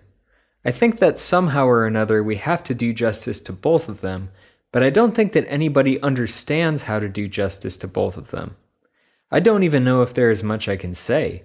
The Kantian view that Donald Davidson defends is pretty attractive, namely that we are free under the description as agents, and determined under another description as objects.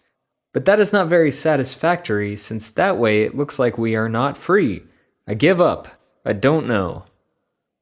Dumont, Mount St. Mary's College. I think that question is posed in the wrong way. Humans are limited in their freedom, but freer than we usually think we are. The whole project of life is to become freer by wrestling with our pasts and with the temptations to give up, submit, or conform to outside forces. Intentions, desires, wants, reasons for acting, motives are not internal causes. They are not even events in the ordinary sense. I'm not a dualist, and I am not sure how to explain the metaphysics of free acts, but phenomenologically, freedom is a reality. I also think that the concept of freedom in Western philosophy is too individualistic. Geismer, UC Davis. Free will versus determinism is too hard a problem for me. I guess I'm inclined to say that we have free will even if the world were determined, but I can't even begin to say why I think so. I guess I think that the world is not deterministic, but I'm not sure that is even a relevant fact in answering the big question. I think that we're in trouble whether we're Cartesian dualists and say that there are two kinds of substance, and free will is a provenance of mind, since we have to explain how mind can interact with determined matter, or whether we're materialists, since then we have to explain all the strange phenomena of qualia, consciousness, etc. My short answer is I just don't have a perspective on this age-old question. Friedman, U.C. Davis. At best, there is only soft determinism. Our freedom is compatible with this. Jubien, U.C. Davis. I have no worked-out position. I am really inclined toward belief in free will. Lloyd, U.C. Berkeley. I believe in free will. I believe that we have free will, and that the problem as it was set up is misleading, because it relies on a picture of science which is not accurate.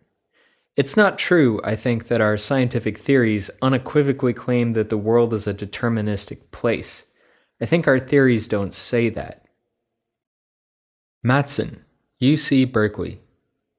I have some doubts about the truth of determinism, though I don't think this issue is really relevant to the controversy.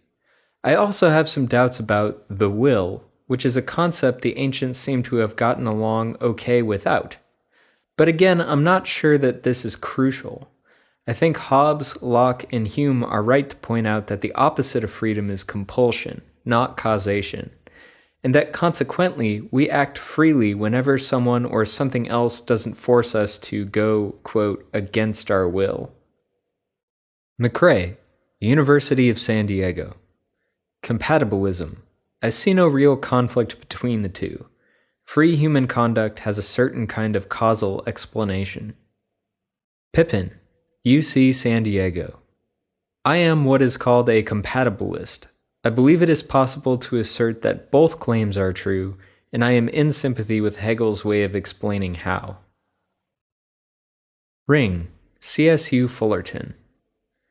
Insofar as that is a philosophical question about the possibility of free will, for not all of us have it at all the time or in all actions we perform, I hold to the free will side of the ledger, but the arguments for that are long and involved. Shalinsky, UC San Diego. As a thoroughgoing materialist, I think that all facts are physical facts, and a physical theory will explain all and everything that needs to be explained. With respect to human psychology, only a neuropsychological theory can explain human behavior. This is not to say that our current neuropsychological theories adequately explain human behavior.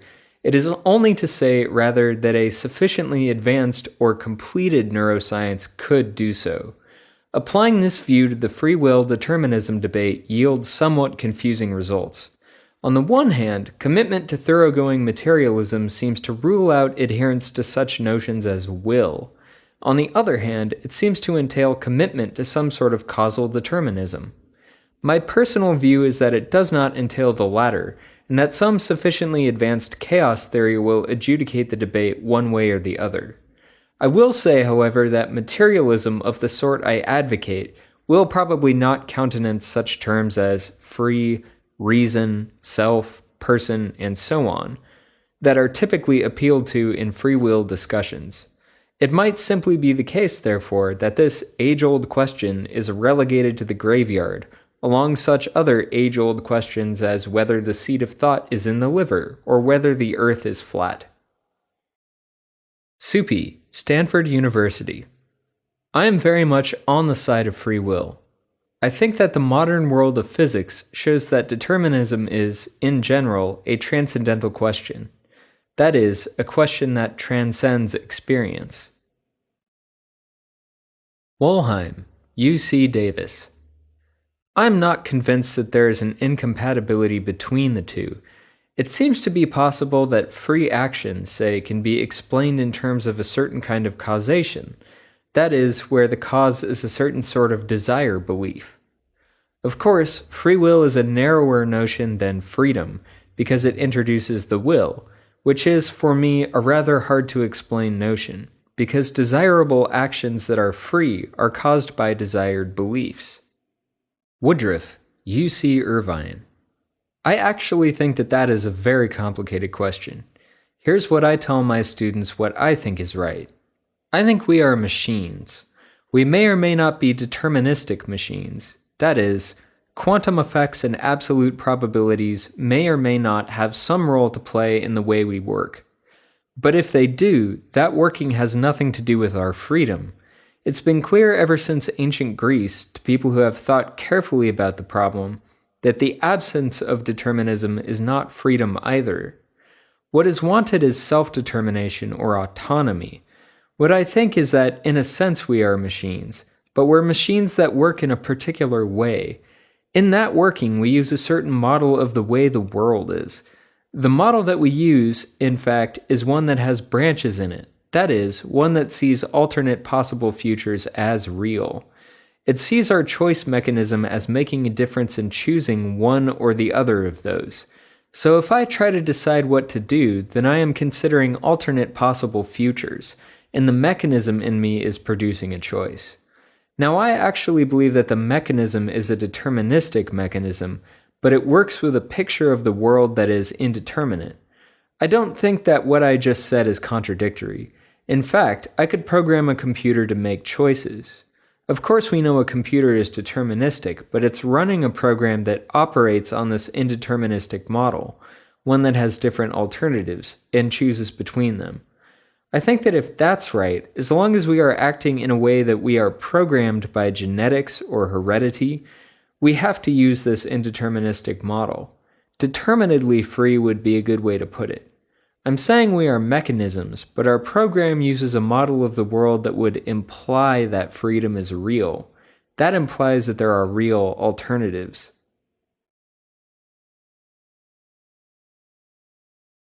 Chapter 9. Do you think artificial intelligence will equal or surpass human intelligence? Adams, UC Los Angeles. I think the first thing I would say is that I do not have a very informed opinion on artificial intelligence. I assume that in some respects, artificial intelligence has already surpassed human intelligence. My computer can do some things that I can't. But do I think that someday computers will be able to do every task that humans can handle? No, I don't really think that. But that may be as much an expression of prejudice as anything else. It's not based on a particular knowledge of what computers can do. That's a question really outside my area of expertise. Artsenius, University of Southern California. It depends a bit on what you mean by intelligence. If you mean the ability to do IQ tests well, then I certainly think that we will be able to design computers that will do the tests better than we can. Why? Well, we've been able to program computers to do arithmetic better than we do. They certainly play chess better than I do. In practice, we seem to be a very complicated and very efficiently designed machine. I doubt very much if our explicit design will be able to construct something that in almost all areas outperforms us. I'm not even convinced that the hardest problem is to design something that has the mental capacity that we do. Beckman, Harvey Mudd. There are several different issues to be considered in artificial intelligence. As you phrased your question in terms of intelligence, we're forced to ask how intelligence should be measured. If, for example, we accept the idea that intelligence should be measured by how rapidly something can perform complex mathematical tests, or store and retrieve mathematical information, then computers have already beaten the human mind by a long shot. However, if we interpret intelligence in some more complex way, say translating between human natural languages, or making design choices based on more than technical factors, it's not entirely clear whether computers will ever beat the human mind. If we ask the question in terms of consciousness rather than intelligence, then I don't hold out much hope that computers will ever replicate human consciousness. In other words, I think that artificial intelligence will always be artificial in significant ways. Churchland, Paul, UC San Diego. I think that it will surpass human intelligence. I think that in some dimensions it surpassed human intelligence 20 years ago. However, it surpassed it in only a very narrow capacity, the capacity for a sheer repetitive computation, like doing long division or multiplication or addition or things like that. But intelligence is a very much broader capacity than this. I think that it will take 50 or 100 years before we understand the human brain fully. When we understand how the human brain works, I think it will then be relatively straightforward, though it will be difficult. It will be conceptually a straightforward technological matter to make an artificial system which can do the things we can do. I don't think we will do that, however. It's too easy to make human intelligence already. You only need a loving couple to do it. So we're not going to put up millions of dollars to make artificial humans. What we will do instead is to take artificial intelligence systems for some scientific purpose, that we create some subset of the human capacities, or perhaps we'll show some cognitive feature that we don't have at all. After all, there are many more kinds of brains possible than just the human brain. I fully expect in the fairly near future for artificial intelligence to exceed the humans in many dimensions. I don't know how this is all going to come out. I think it's going to be a very exciting and interesting adventure, and I'm not entirely comfortable with every aspect of it, but I think it will happen. Cajon, Stanford University. I can't predict what kinds of machines will be built in the future. On the one hand, I'm inclined to think that, since the human brain is made of matter and it can think, it is possible to make other things out of matter that can do the same thing. On the other hand, much of what we classify as intelligent is socially defined, and can only occur within a social context. This is especially true of speech. Consequently, it may be that no real machine intelligence is possible in the absence of some sort of machine community or society of machines. Anyway, while scholars are talking about science fiction scenarios, real researchers in machine intelligence are very far from understanding what human intelligence is. So at present, it is impossible to predict whether machine intelligence can be made equal to it. For example, it is not understood how human beings recognize faces or understand speech of unknown persons, and psychologists are only beginning to figure out how people make sense of information that is presented to them in written form. Until we know what human intelligence is, it is impossible to say whether machines will be able to duplicate it or surpass it. Cop, UC Davis. In some respects, yes. In others, no. I doubt it will surpass human creativity, but I am only projecting up to 50 years. Beyond that, who knows? Dreyfus, UC Berkeley. I've written 2 books on this subject. There are 2 kinds of artificial intelligence. The first kind, which started in about 1960, was devoted to using computers that were called physical symbol systems. The computer would have in it symbols that represented features of the world, and programs of the computer would be used to make inferences and deduce conclusions from this representation of features. I said in 1965 and in my book in 1972 that this kind of artificial intelligence would not work, because our way of being in the world is not having in our mind representations and features. It turns out that I think, and lots of other people now are beginning to think that I was right, that it is failing. There was an article that had AI on the cover and quoted me and agreed with me that symbolic AI did not succeed. But now there's a new kind of AI using computers doing what is called simulated neural networks. I think that that will never produce full human intelligence, but I think that it is not philosophically wrong like the symbolic AI. But I do not think that that will work, because the brain is too complicated and we don't know how it is wired up, so we can't make a simulated network that is enough like it, even if we could. I think that the fact that we have bodies and move around in a world and have culture is part of the way that our neural network gets tuned. The way it is tuned, and a computer that just had a neural network and passively took in what is called input vectors and paired them with output vectors, will not have our kind of intelligence. Fisher, UC Riverside. In certain ways, such as calculations, computers are already equal if not better. They are also continually progressing in mechanics. However, I remain skeptical as to whether computers will ever be as insightful or as creative as the human mind. Friedman, U.C. Davis. No, never. Because we lead from it, and so we will be that much smarter. I've believed in man-machine relations for a long time. Geismer, U.C. Davis. I'm not convinced that artificial intelligence is intelligence, so I don't think there's yet a question about whether it will bypass human intelligence.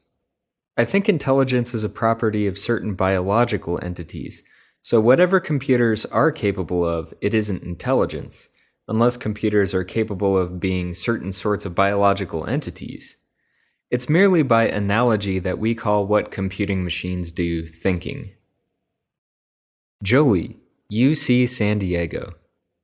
I'm not well versed in this debate, but no, I don't think that artificial intelligence will equal or bypass human intelligence except in very limited spheres, such as the ability to perform calculations at fantastic speed. My reasons are those which Descartes gives in the Discourse of Method, Part 5. Jubian, UC Davis. If artificial intelligence just refers to the capacities of computers, then I think it already exceeds the capacities of human intelligence in certain ways, e.g., the speed of computation. I don't think computers will ever have fully human intelligence, because I don't think they will ever have mental experiences akin to those that humans have. Kalish, UC Los Angeles. There are things which computers can do now which human beings can't do, and the speed with which you can do computations and things like that is incredible. Also, a computer can store an enormous amount of information in its memory, and you can get it back. On the other hand, it's quite well known that there are problems which you cannot prove, and that there is no algorithm which will ever solve. Human ingenuity is the only way these will ever be solved, so these are two entities where the human mind and the artificial machine differ. They both have enormous qualities, and it is not a matter of trying to say that there are two things in which one is a little better than the other. There are certain things that one can do that the other can't, and we're getting better and better at it. My gosh, the things that can be done now, and the way you can communicate with people is fascinating. So let me put it this way. I don't think that any person of your generation who doesn't become computer competent is going to be able to compete in this life. There are mathematical problems that only the human mind will be able to answer because we can prove there is no way we can program a machine to answer the question. Kaplan, UC Los Angeles. There is the so-called Turing test, when you carry on a conversation and you can't tell if it's a machine or a person. I don't really have a view as to whether we will be able to create machines that will pass the Turing test. It's clear that machines can already do tasks which require a kind of intelligence much better than we can. I use a spell checker because it is a better speller than I am and quicker. I don't know of any machine that is as creative as I am. I'm very skeptical as to whether we will be able to do it, unless we start to build biological machines. Lambert, UC Irvine. Well, there are several things to think about it. First, it's a difficult thing to say what human intelligence is, and it's hard to tell whether artificial intelligence will surpass human intelligence or not. We're not even clear on what human intelligence is. But if it means, for example, that machines will be able to do certain things better than human beings, well, they can already do things better than humans. For example, machines, new computers, put in parallel, can solve differential equations infinitely faster than human beings can. Now, whether you're going to call that a case of surpassing human intelligence, I don't know. It certainly can do things faster. There are respects in which computers just don't even come close to human beings. So I'm inclined to say or view the whole question of will computers ultimately surpass human beings' intelligence not to be a clear question. As I've suggested, if you look at intelligence in one way, they're not. So it's not a well-formed question for me. Lloyd, UC Berkeley. I will give you a typical philosopher's answer for this. It depends on what you mean by intelligence. Already computers are able to do certain tasks which we take to be cognitive tasks much better than we can. I don't think this makes them more intelligent. I think that there are many kinds of human intelligence. There's artistic intelligence, mathematical intelligence, there's a kind of verbal ability, and there's the ability to see the whole picture, the ability to see both sides of an issue. There are just so many aspects of human intelligence which are vital. I don't see artificially constructed machines as being able to perform all of the functions which we would naturally attribute to human intelligence. I do think that machines will be able to surpass us on some of these tasks, but not on intelligence per se, not on intelligence overall. Matson, UC Berkeley. No, at any rate not using any conceivable refinement of the Turing machine. Turing machines necessarily follow context-free algorithms. That's not the way that we think.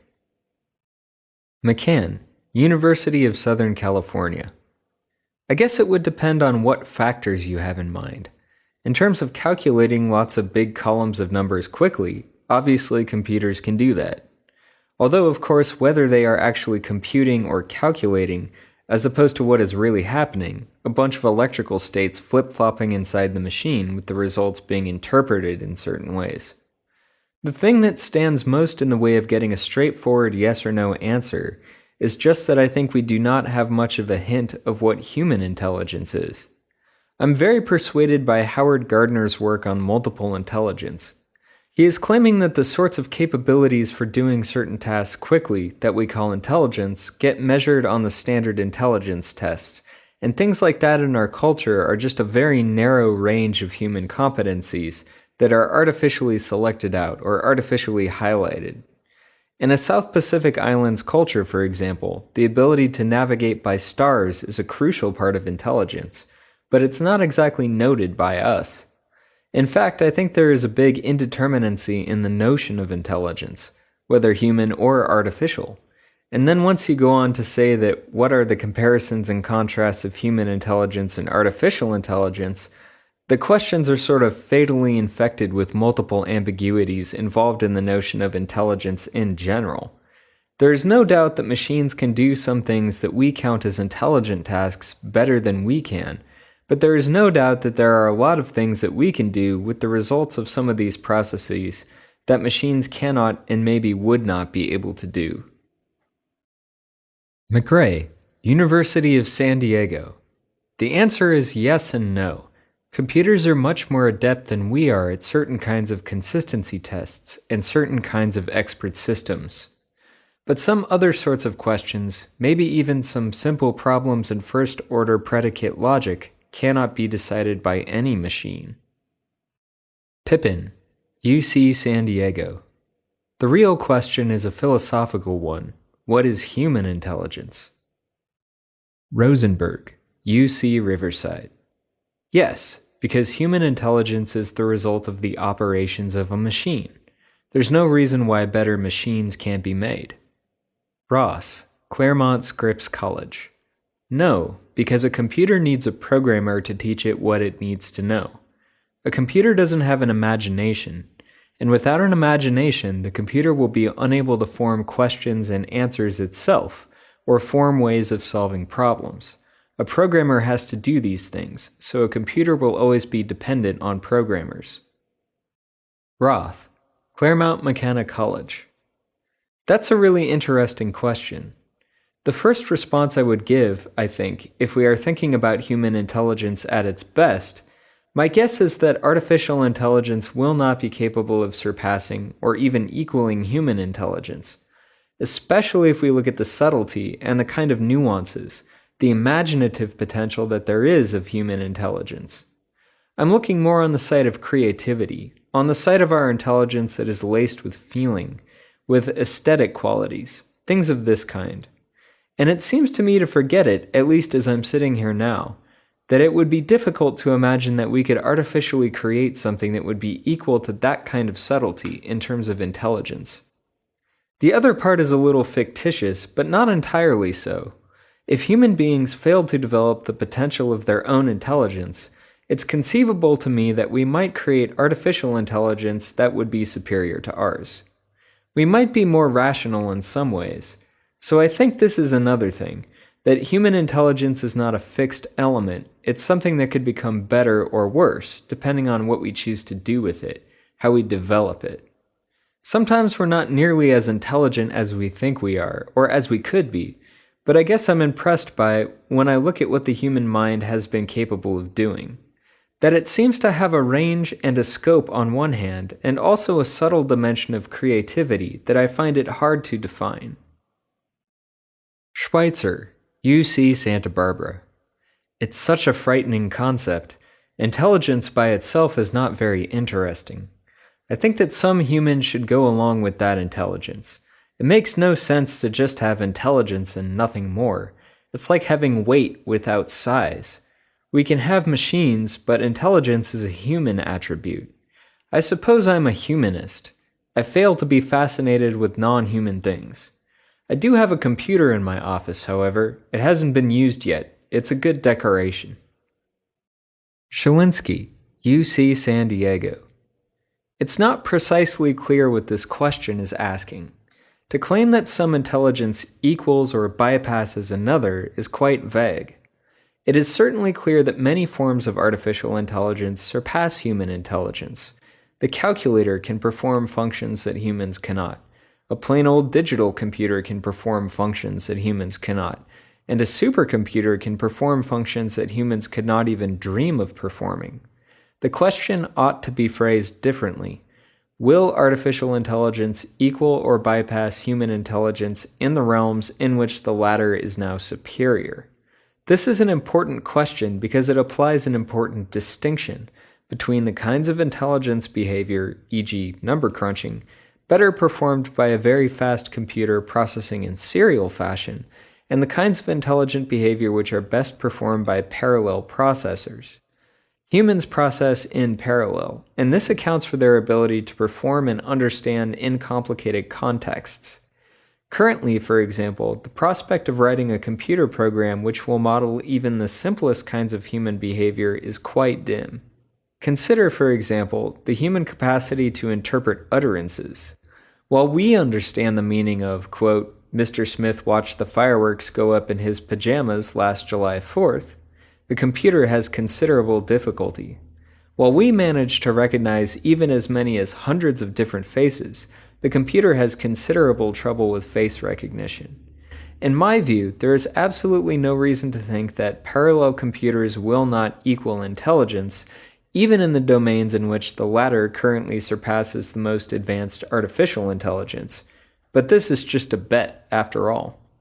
Cercello, UC Irvine.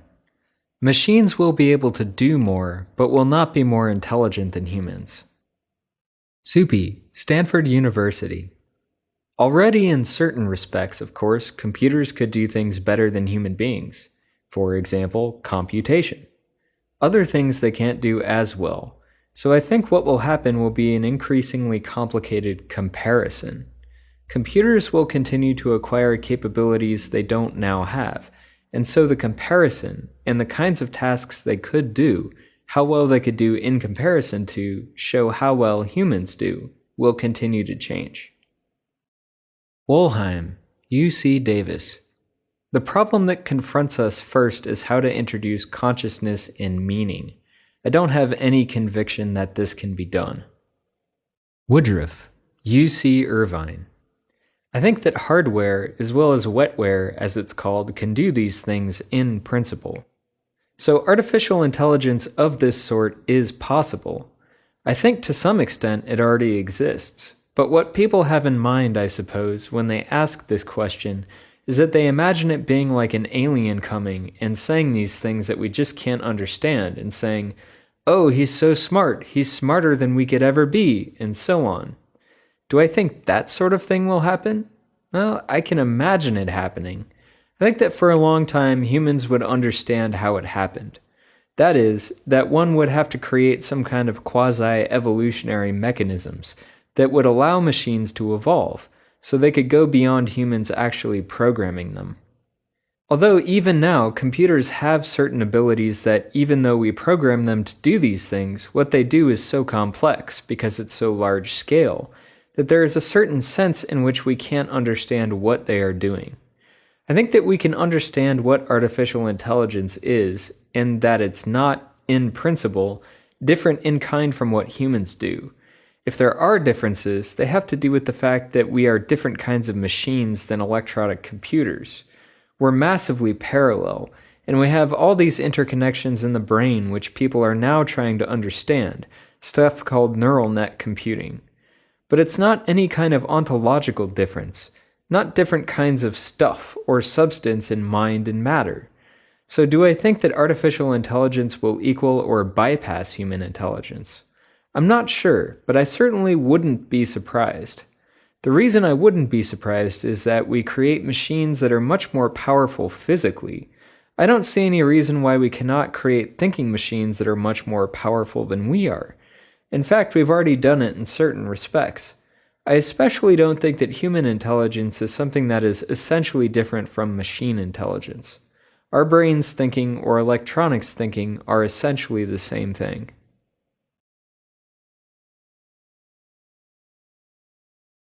Chapter 10. Which 5 philosophical books would you bring with you to a deserted island? Artsenius, University of Southern California. I'd take J.S. Bell's Speakable and Unspeakable in Quantum Mechanics, because I haven't read this book and Bell is the most brilliant writer in philosophical physics. I'd take Van Klaus's book of quantum mechanics, which I haven't read and should prove to be very interesting. Then I might take the 3-volume series on parallel distributive processing, which describes neural network methods, solving certain problems, and Prime Ultimatum, which is discovering intelligence in scientific series. Last, I would probably take the Encyclopedia of Philosophy, so that I would learn more about Eastern traditions. Beckman, Harvey Mudd. Aristotle's Ethics, Plato's Republic, Nietzsche's Zarathustra, Wittgenstein's On Certainty, and Heidegger's Being and Time. They're all books that you can read many times, and they are new, different every time you read them. Churchland, Paul. UC San Diego. I don't think I will take 5 philosophical books. I already know the philosophical books that I might regard as important.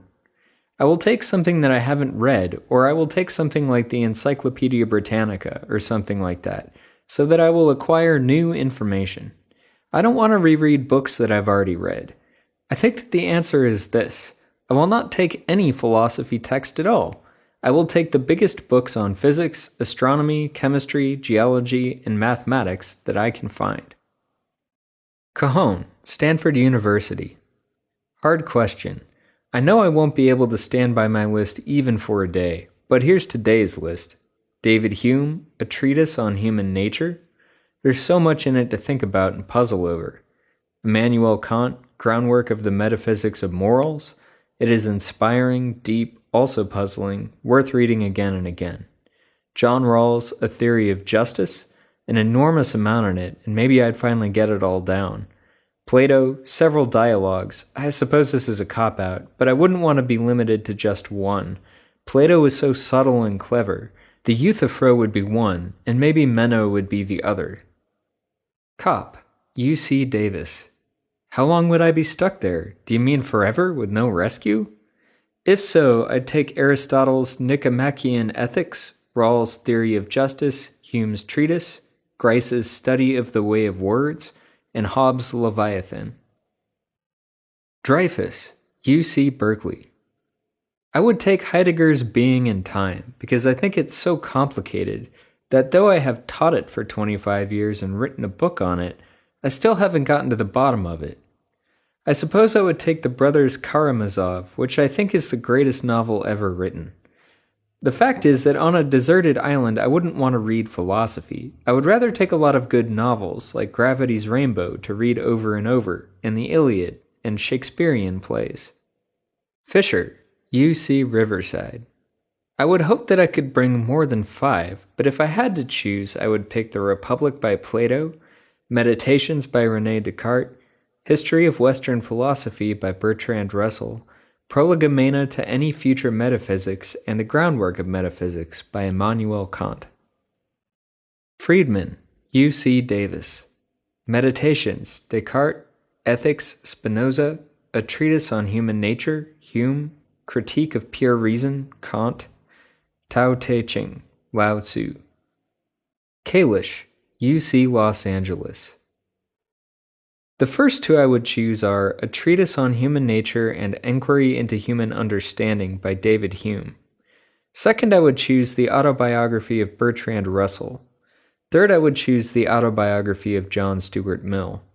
The reason I would choose this is because it is a literary masterpiece as well as an extraordinary book. He was probably one of the only major philosophers in the entire Western tradition that really took seriously what we know today as feminism. Next, I would choose Human Nature and Conduct by John Dewey because it influenced my own development.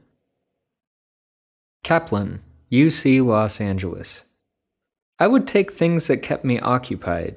I would take works by Bertrand Russell and things I really enjoy, things by Carnap, and probably something very mathematical and logical, some kind of a reason work in category theory, something like that. If I was stuck on a desert island, I would have plenty of time to read many things I don't have the time for now. Lloyd, UC Berkeley. I would take Rousseau, Writings on Human Nature and Politics, St. Augustine's Confessions, Hegel's Phenomenology of Spirit, and I would take a book on ethics and society, science and society, but I can't decide which one it would be. Matson, UC Berkeley. Plato's Republic. I find something new to argue with in it every time I read it. Wittgenstein's Philosophical Investigations, I'd have time to puzzle out the hints.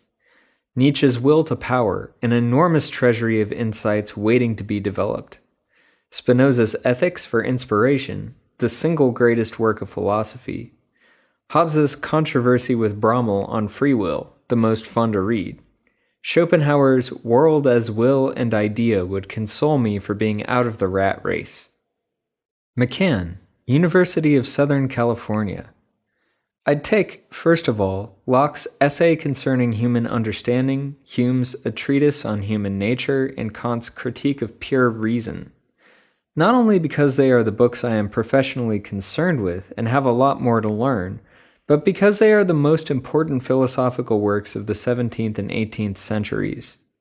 Rounding out, I'd take Wittgenstein's Philosophical Investigations and some of Quinn's writings, including Word and Object, as these are among the most fruitful contemporary writings. McGray, University of San Diego. I would probably want the works of Wittgenstein, Russell, Quinn, and Putnam, plus some logic texts and stuff on artificial intelligence. Right now I'm more interested in certain questions and areas of philosophy rather than specific authors. Needleman, San Francisco State. The Dialogues of Plato, Ethics of Spinoza, and the Tao Te Ching. Pippin, UC San Diego. Plato's Republic, Descartes' Meditations, Kant's Critique of Pure Reason, Hegel's Phenomenology of Spirit, and Heidegger's Being and Time. Rosenberg, UC Riverside. Well, the first thing I'd choose is Boat Building Made Simple. I'd also take Hume's Human Nature, an article on logic, somatics, and mathematics, Quinn's Word and Object, and Aristotle's Metaphysics. Ross, Claremont Scripps College. First, 5 books is not very many when there are so many books to choose from. I would take a book on the works of Plato and Aristotle, Dostoevsky, any book by Dewey or Kant or Spinoza, because they are very religious and deal with pantheism. Scott Kukuri's, Claremont Scripps College. I don't think I'd take any philosophy, but I wonder how I got into such a nightmarish state. I don't know. I guess you're going to force me to answer. I guess Aristotle's Ethics, that's one, Spinoza's Ethics, and Kant's Second Critique. That's all I'll take. Shalinsky, UC San Diego. The best I can do is 4. 1. The Critique of Pure Reason, because it's the most important, worthwhile, hard text in philosophy. 2. The Critique of Practical Reason, because it's the second most worthwhile, hard text in philosophy. 3. Neurophilosophy, because I believe that human behavior must be explained in neurobiological terms, and because I am mentioned in the prefatory remarks. And 4. Any logic textbook, because whiling away the long, desperate hours by doing logic problems would at least be somewhat distracting. Cercello, U.C. Irvine. Plato's Symposium and Spinoza's Ethics, because they deal with my own philosophical interest. Suppi, Stanford University. I would take the collective works of Aristotle, the single volume of Treatise on Human Nature by David Hume, the 3 critiques of Kant, hopefully in volume, Critique of Pure Reason and Critique of Practical Reason and Critique of Judgment. Then I might take something of a different sort in science, perhaps a superb text in classical physics, partly because I might find it very useful, and a superb text in electrical engineering because I would like to set up my own generator. Wollheim, U.C. Davis. Montaigne's Essays, Freud's Introductory Lectures, Wittgenstein's Philosophical Investigations, Plato's Dialogues, and Hume's Dialogues Concerning Natural Religion. They are 1. Long, 2. Interesting and amusing to read, and 3. I haven't read all of them.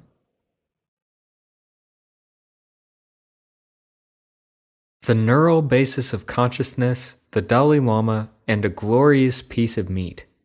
An interview with Professor Patricia Churchland. Patricia Smith Churchland is a professor of philosophy at the University of California, San Diego. She is the author of the book Neurophilosophy Toward a Unified Science of Mind-Brain, Cambridge, MIT Press, 1986, which outlines her views on the connection between philosophy and neuroscience. The following interview was conducted by Meredith Doran, editor of Plato's Cave, in March 10, 1990.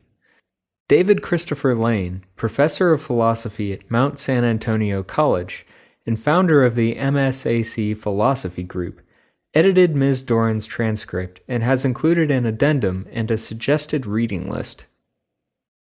Question.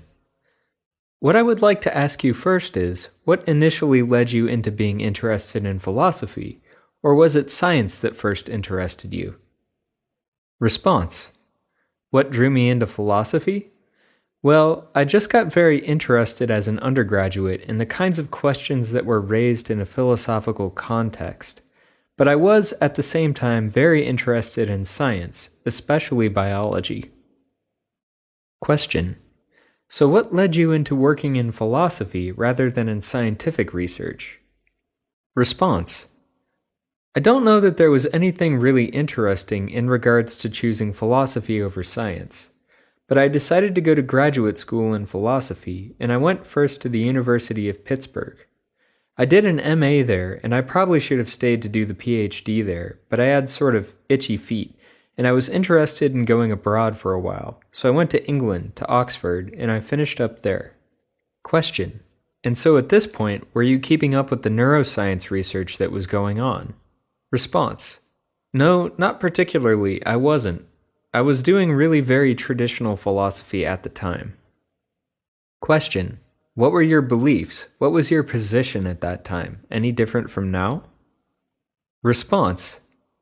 Well, I guess as a graduate student, especially at Oxford, I came to really be very dissatisfied with the sorts of methods that people were using to try to answer questions within philosophy.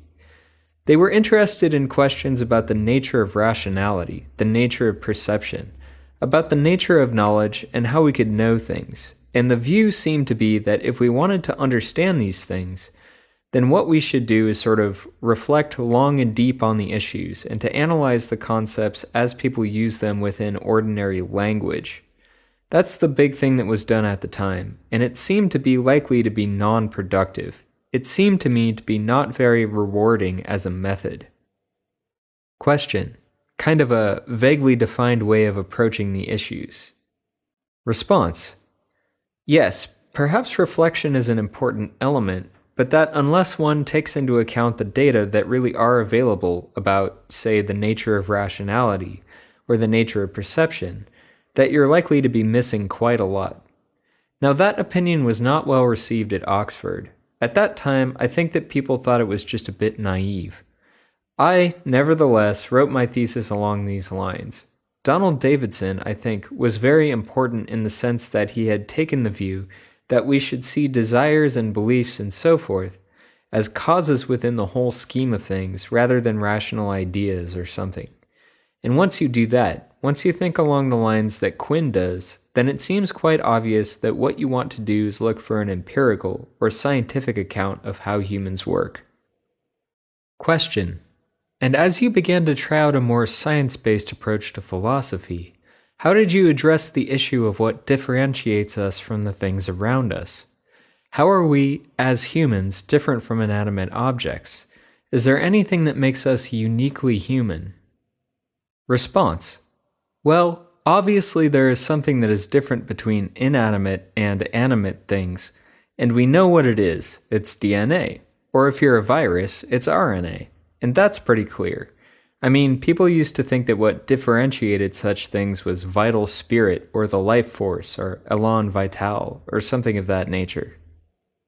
Question: so if anything survives us, is that it? Our DNA, our genetic patterning?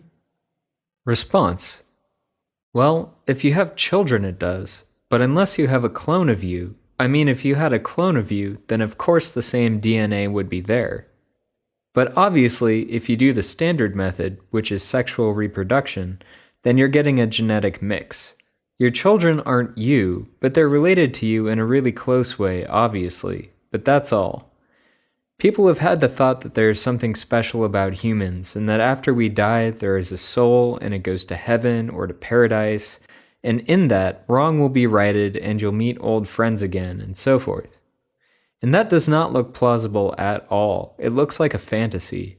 It's what people might wish to be the case, but it's not evidently something that is the case. So my feeling is that when the body dies, the brain dies. That's it. There isn't anything else to hang around. Question: so what would you say differentiates us from lower species? Is it simply that we have more complicated neural networks? Response: well, our brain is a little different from other brains, but the monkey brain is different from the chimpanzee brain too. So every species has a brain that's a little bit different from the brain that anyone else has. Higher and lower doesn't always enter into it. Question: do you believe that humans have a more complicated system of levels of consciousness than other species? Response: well, they might have. I don't know. We don't really know. It does seem to be the case that our language system is unique. But on the other hand, there are some things that monkeys can do that we can't do. Swing through trees, for example, or hang upside down from their tails if they have tails, and so forth. And there are lots of things that a beaver can do that I can't do. I can't build a dam the way a beaver can build a dam. And not just because I don't have big front teeth to chew things down, but because they have the knowledge and the skill of how to put a dam together. So I don't think that higher and lower is necessarily a useful way to think of it. People have this inclination to think that there is this great chain of being and hot dog we're on top of it, or that we're fashioned in the image of God. It's silly. We are evolutionarily somewhere along the line, and what would be nice to know would be what it is about our brains that enables us to have a culture, and that enables us to do such things as use language. But that's not something that's necessarily more valuable than being able to do what a gorilla does, or an orangutan does. Question: in the light of all the scientific and technological advances that have come about in the past few hundred years, do you feel that dualism is even a tenable position in the modern world? Response: no, not at all. It's not. It's just barely conceivable and very implausible. Question: so do you believe that as our scientific knowledge increases, a scientific mindset will eventually take over, superseding mythical ways of viewing and explaining the world around us? Response: well, it's hard to say what will happen. That's a sort of sociological prediction you're asking me to make. I think it's very hard to say, because people are very inclined to hold fast to lots of old superstitious beliefs. There are still people that are being treated for mental illness by having a priest come in to exorcise the devil. So whether or not people will come to think, well, gee, we understand this, that, and the other thing about the brain, so that's why we understand that certain people are intolerant, and that's why certain other people are violent, and why certain other people have this or that kind of character. We may be able to do that, but it may well be that the bulk of uneducated people or semi-educated people go on thinking about things in their very traditional ways. Question. Well, how would you assess the evolutionary development of neuroscience as a field? Is it a fully established discipline, or does it have a long way to go? How fast do you think that neuroscience research is moving? Response. Well, again, that's very hard to say. It has to be remembered that you can't study the brain very easily without really high-powered advanced technology and equipment. And of course, that's why it was much easier to do cosmology if you were Galileo than it was to do neuroscience. He didn't have a microscope, he didn't have ways of fixing tissue to prevent it from rotting, he didn't have ways of staining neurons, and since there was no electricity, he didn't have ways of recording from cells, and so on. So it's really only within this century, and probably really, given the new techniques, only within the last 2 or 3 decades, that progress has really been spectacular, and it's just very hard to say what will happen in the future. In your book, Neurophilosophy, you attempt to integrate neuroscience and philosophy. Why? Are there questions that can't be answered by science alone? Response. Well, I think that science, in its broadest sense, means, quote, the critical investigation and formulation of hypotheses. That's just a very, very broad description, but the, quote, critical part is important, because it means that science must always be prepared to revise in the light of new data. It means that data is irrelevant to hypotheses. It means that hypotheses should be testable, and should be testable again, and again, and again. And the trouble with many of the ideas that people have about knowledge beyond science is that they're just goofy. They're ideas that somehow, quote, special knowledge will be revealed to, quote, special people. But that those of us who don't have it can't criticize it, can't test it, can't explore it, can't investigate it. Typically, what we've seen in the past is that sort of stuff has just been chicanery. It's been charlatanism. Or it has come from people who are not necessarily trying to deceive others, but who are actually self-deceived. I mean, perhaps they are schizophrenic, for example, and they actually imagine when they hear voices that it is God talking to them. Well, it's not. Question. And what makes you believe that the work that's currently being done in neuroscience is not just another misled effort? Response. Well, because we test and we retest, and it's open to anybody. Any hypothesis is open to criticism. And because if I'm not sure about what somebody says, I can go and say, show me. And if they say, well, this doesn't manifest itself when people like you are around, when skeptics are around, then we can say, yes, okay, we can scratch that. Science is open. Science is critical. Science reviews and revises itself, and that's what makes science science. That's what the scientific method is really all about, and that's what differentiates it from superstition, where people believe things regardless of the data. And that's what differentiates it from religion, where people believe regardless of what the evidence is, and regardless of what the criticisms might be. Question. And where is the place of philosophy in terms of science? Response. Well, I think that philosophy is continuous with science, and I think that it always has been. I think that it was certainly true of Aristotle when he was reflecting on the nature of motion and substance, and I see it that way now. What happens, of course, in the history of the subject is that as theories develop and as hypotheses become confirmed, they sort of hive off the mother body. They hive off of philosophy and they become a specialized discipline, like chemistry or physics or cosmology or what have you. And until very recently, philosophy of mind, that is, issues concerning the nature of mind, were still very much part of philosophy, because techniques in both psychology and neuropsychology got to the point where we knew enough to have specialized disciplines into the nature of mind. But now I think that's happening. So I see philosophy as playing a sort of synoptic role here, as taking a kind of broad view of trying to synthesize ideas, sometimes across disciplines, and to generate very general hypotheses about what's going on. But I don't see it as in some sense independent of science, or special from science, or that it has special access to a special kind of knowledge or anything of that sort. But I realize that most philosophers would disagree with me. Question. You've indicated a belief that advances in neuroscientific research and technology will lead to changes in ethical considerations in terms of philosophy. Response. Well, it's hard to know. I think that there are likely to be ethical implications of advancing knowledge in neuroscience, just as there are ethical implications of advancing knowledge in anything. We always have to decide what to do as we understand things a little deeper, and in this case, I think that it may well be that we will understand certain aspects of ourselves, and to what degree we have freedom of will, or we have free choice, or what effects on character early kinds of childhood experiences have, why some people are more tolerant than others, how to achieve tolerance, how to achieve understanding, and so forth. Question.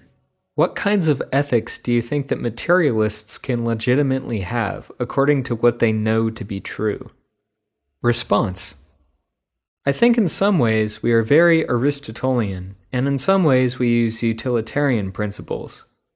I think that we try to reason and understand to the best that we can what it is that a good person or a right person would do in such and such a situation, and what would be fair. And we try to reflect on what fairness consists of, and try not to be dogmatic, try to be tolerant, try to be as fair-minded as possible. I think that really, in some ways, tolerance is something which is critically important to the survival of the species, that it's something that's very often neglected when people teach their children morals. They think it's important to be intolerant of people who are different, intolerant of people who are pro-choice, intolerant of people who want to live a different style of life, intolerant of certain kinds of sexual practices, and so on. I think that that's very worrisome, and I don't think that the human race can tolerate that. The human race cannot tolerate intolerance, in other words. So perhaps if we know more about how the brain works, then we might be able to achieve a greater degree of tolerance and understanding of one another. I think that would be for the benefit of mankind. Question. In addressing the area of morals, tolerance, and intolerance, we come to the issue of religion. Some say that religions have, in the search for truth, actually put up barriers to finding the truth. Do you think that this is true? Do you think that religious or spiritual ways of approaching the search for truth can be valid, can provide any useful or helpful information? Response. It depends on what you're talking about. I don't think that religion is of the slightest help in the search for empirical truth, or for truth about the nature of things. And indeed, the history of religion has shown that, by and large, religions are anti-intellectual. They're anti-scientific. They actually prevent progress rather than aid it. So I don't think that they're of the least help so far as understanding the nature of ourselves and understanding the nature of the universe is concerned. But I think there might be wise people who happen to be in religions, or who happen not to be in religions, who can be helpful to show us how to live a life, as I think Aristotle was, for example. Question. Have there been any religions, such as Buddhism, for example, which steer away from dogmatism that have interested you or intrigued you? Response. Well, not me personally, because that isn't something I feel I need. But when I did begin to learn something about Buddhism, in the context of having this tutorial with the Dalai Lama, I think I did begin to appreciate that if people have to have a religion, then probably Buddhism is amongst the better ones to have, because of its emphasis on tolerance, on self-reliance, on reasoning things out yourself, keeping dogma to an absolute minimum, because there is an attempt to achieve a kind of wisdom through experience, and through living and through talking with people who are supposed to know more than you, and who are supposed to be wise in the ways of living a life. And I think that they are very helpful to many people, in the question not of the nature of truth, But in the question about how to live a life, should I try to make this kind of a choice or that kind of a choice? Should I try to be this sort of a person or that sort of a person? And there, I think they really are helpful. I think that within any religion, there are probably people who are somewhat helpful, but there are as many people who are not. There's lots of priests and lots of ministers who are positively not helpful about how to live a life, because they themselves are misdirected in one way or another, which is no surprise. I mean, why would they be expected to know about how to live a life just because they're a priest? Question. So just by the principle of random chance, you're going to find some religious people who are wise? Response. Yes, and some people really are. They grew up perhaps in a loving atmosphere or whatever. But I think that some people really are good at it, and some of them go into clinical psychology, some of them end up teaching mathematics at school. It just depends. Question. I know that you've worked with the Dalai Lama. I'm wondering if, in spending time with him, you got any idea of what it is about him that makes people think he is spiritually enlightened. What are people responding to? Response. Well, I don't think that he is enlightened particularly, because I don't think that anybody is. Except that I think he's learned a lot in his life. I think that he's acquired quite a lot of knowledge about the way the world is. And I think that what is nice about him, one reason why one responds to him in the first of all, is that he is very, very tolerant, and he listens. If he wants to know something, he'll ask a question, and then he'll listen to the answer, and he may change his mind depending on what you said. I think that for someone in his position, well, one doesn't always see that. If I may draw a contrast with the Pope, I think that there we see somebody who probably is less open than the Dalai Lama. And the Dalai Lama is also very gentle, very unpretentious, and one senses that this is what he thinks is important in life. When he says, for example, I'm just a simple monk, the first time you hear it, you think, oh, well, that's like the Pope saying, I'm just a simple priest. But as it turns out, he has a kind of unpretentiousness, and a kind of directness, and a kind of honesty that does make him special. But he's not the only person I met who's like that. I mean, I've met scientists who are like that, but I think that makes them very lovable people. And certainly I thought that the Dalai Lama was very kind and very gentle, a very good person. Question. Getting back to your own work, neuroscience and the nature of existence, do you think that science, even if it is able to map out mental processes in terms of brain physiology, can even begin to address the ultimate origin of those processes? Where, in your opinion, is the cause or origin of mental processes? Response. I do think that neuroscience will be able to explain. Well, it depends on what mental processes you're talking about. But I think that if you're talking about, for example, the nature of memory, or perception, or reasoning, or use of language, I have no doubt that we will be able to understand those processes in terms of the way the circuits in the brain function. I mean, there isn't anything else to explain them in terms of, so it better be that. There's no spooky stuff lying around, such that when I look in a certain direction and I see an orange, it's the way the rods and the cones work, and the neurons work, and the way the circuits are put together that allows me to see that orange. Now, there's still a lot that we don't understand about it, but I expect that we will understand it. Now, of course, it might turn out for some weird reason that we won't, but I can't see that we won't. So I think we just have to keep working at it, and I think we'll get those answers, and I think it'll be very exciting because we'll be able to understand ourselves, why we have the thoughts and feelings we have, why we're conscious, why we're aware, and we'll know that it's thus and such circuit doing thus and such thing. Now, some people find that rather threatening, and they think, I want to be a mystery. I don't want to be explained. I don't want to be just stuff. But of course, what one wants, well, first of all, you have to ask why one would want that. Why would it be better to be a mystery to yourself than to understand yourself? And then, if it turns out that you are just stuff, that your brain is just meat, then wanting it to be different isn't going to change it.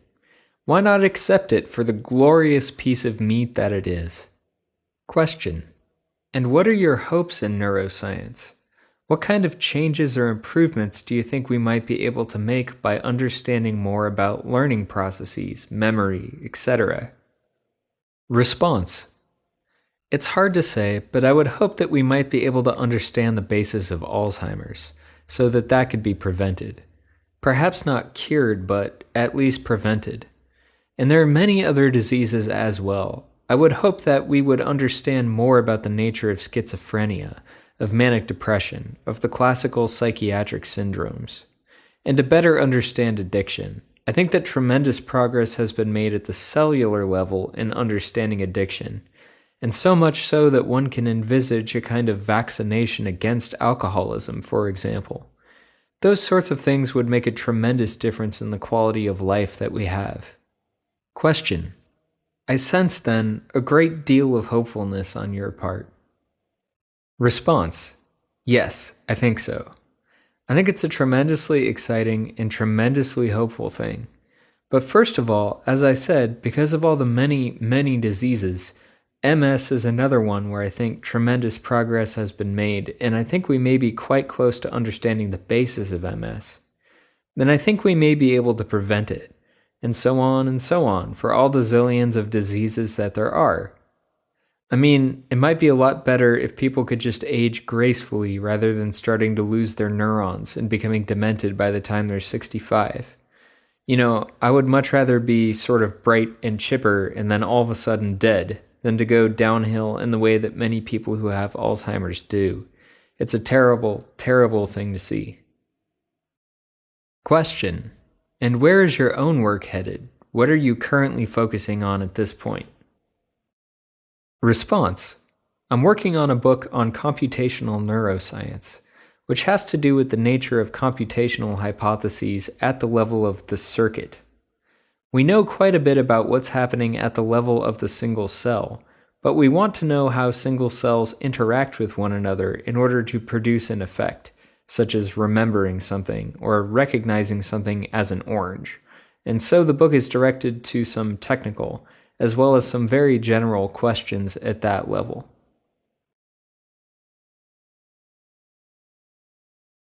Neural Reflections by David Christopher Lane. If we are more than the physical substratum of our cerebral cortex, why is it that everything we do is modulated by our brain? I go to sleep because of chemical electrical signals triggered within my skull. I wake up for the same reason. Yet, because my awareness seems distinct from my bodily apparatus, I somehow believe that I am running the show. However, the reality is that I can do very little. I don't digest my food. I don't beat my heart. I don't develop antibodies to ward off diseases. I don't even know if I originate thoughts or only direct them. The I does very little indeed, except believe itself to be more than what it actually is, an epiphenomenon of networking neurons. So far so good, but there's one glitch here. Consciousness talks about neurons. Neurons don't talk about consciousness.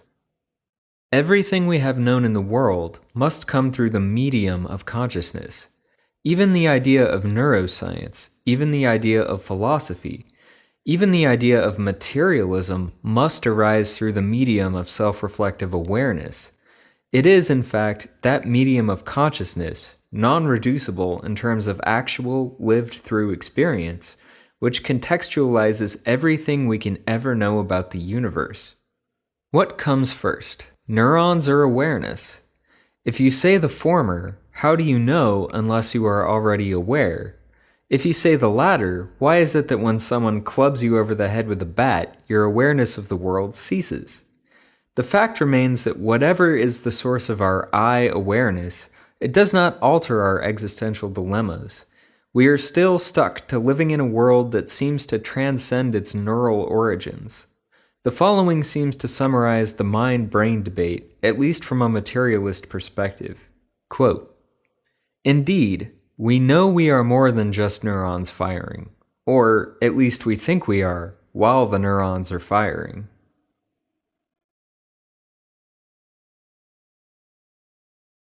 Recommended readings. 1. Paul Churchland, Matter and Consciousness, MIT Press. 2. Patricia Churchland, Neurophilosophy, MIT Press. 3. Daniel Dennett, Consciousness Explained, Little Brown and Company. 4. Colin McGinn, The Problem of Consciousness, Basil Blackwell. 5. John Searle, The Rediscovery of the Mind, MIT Press.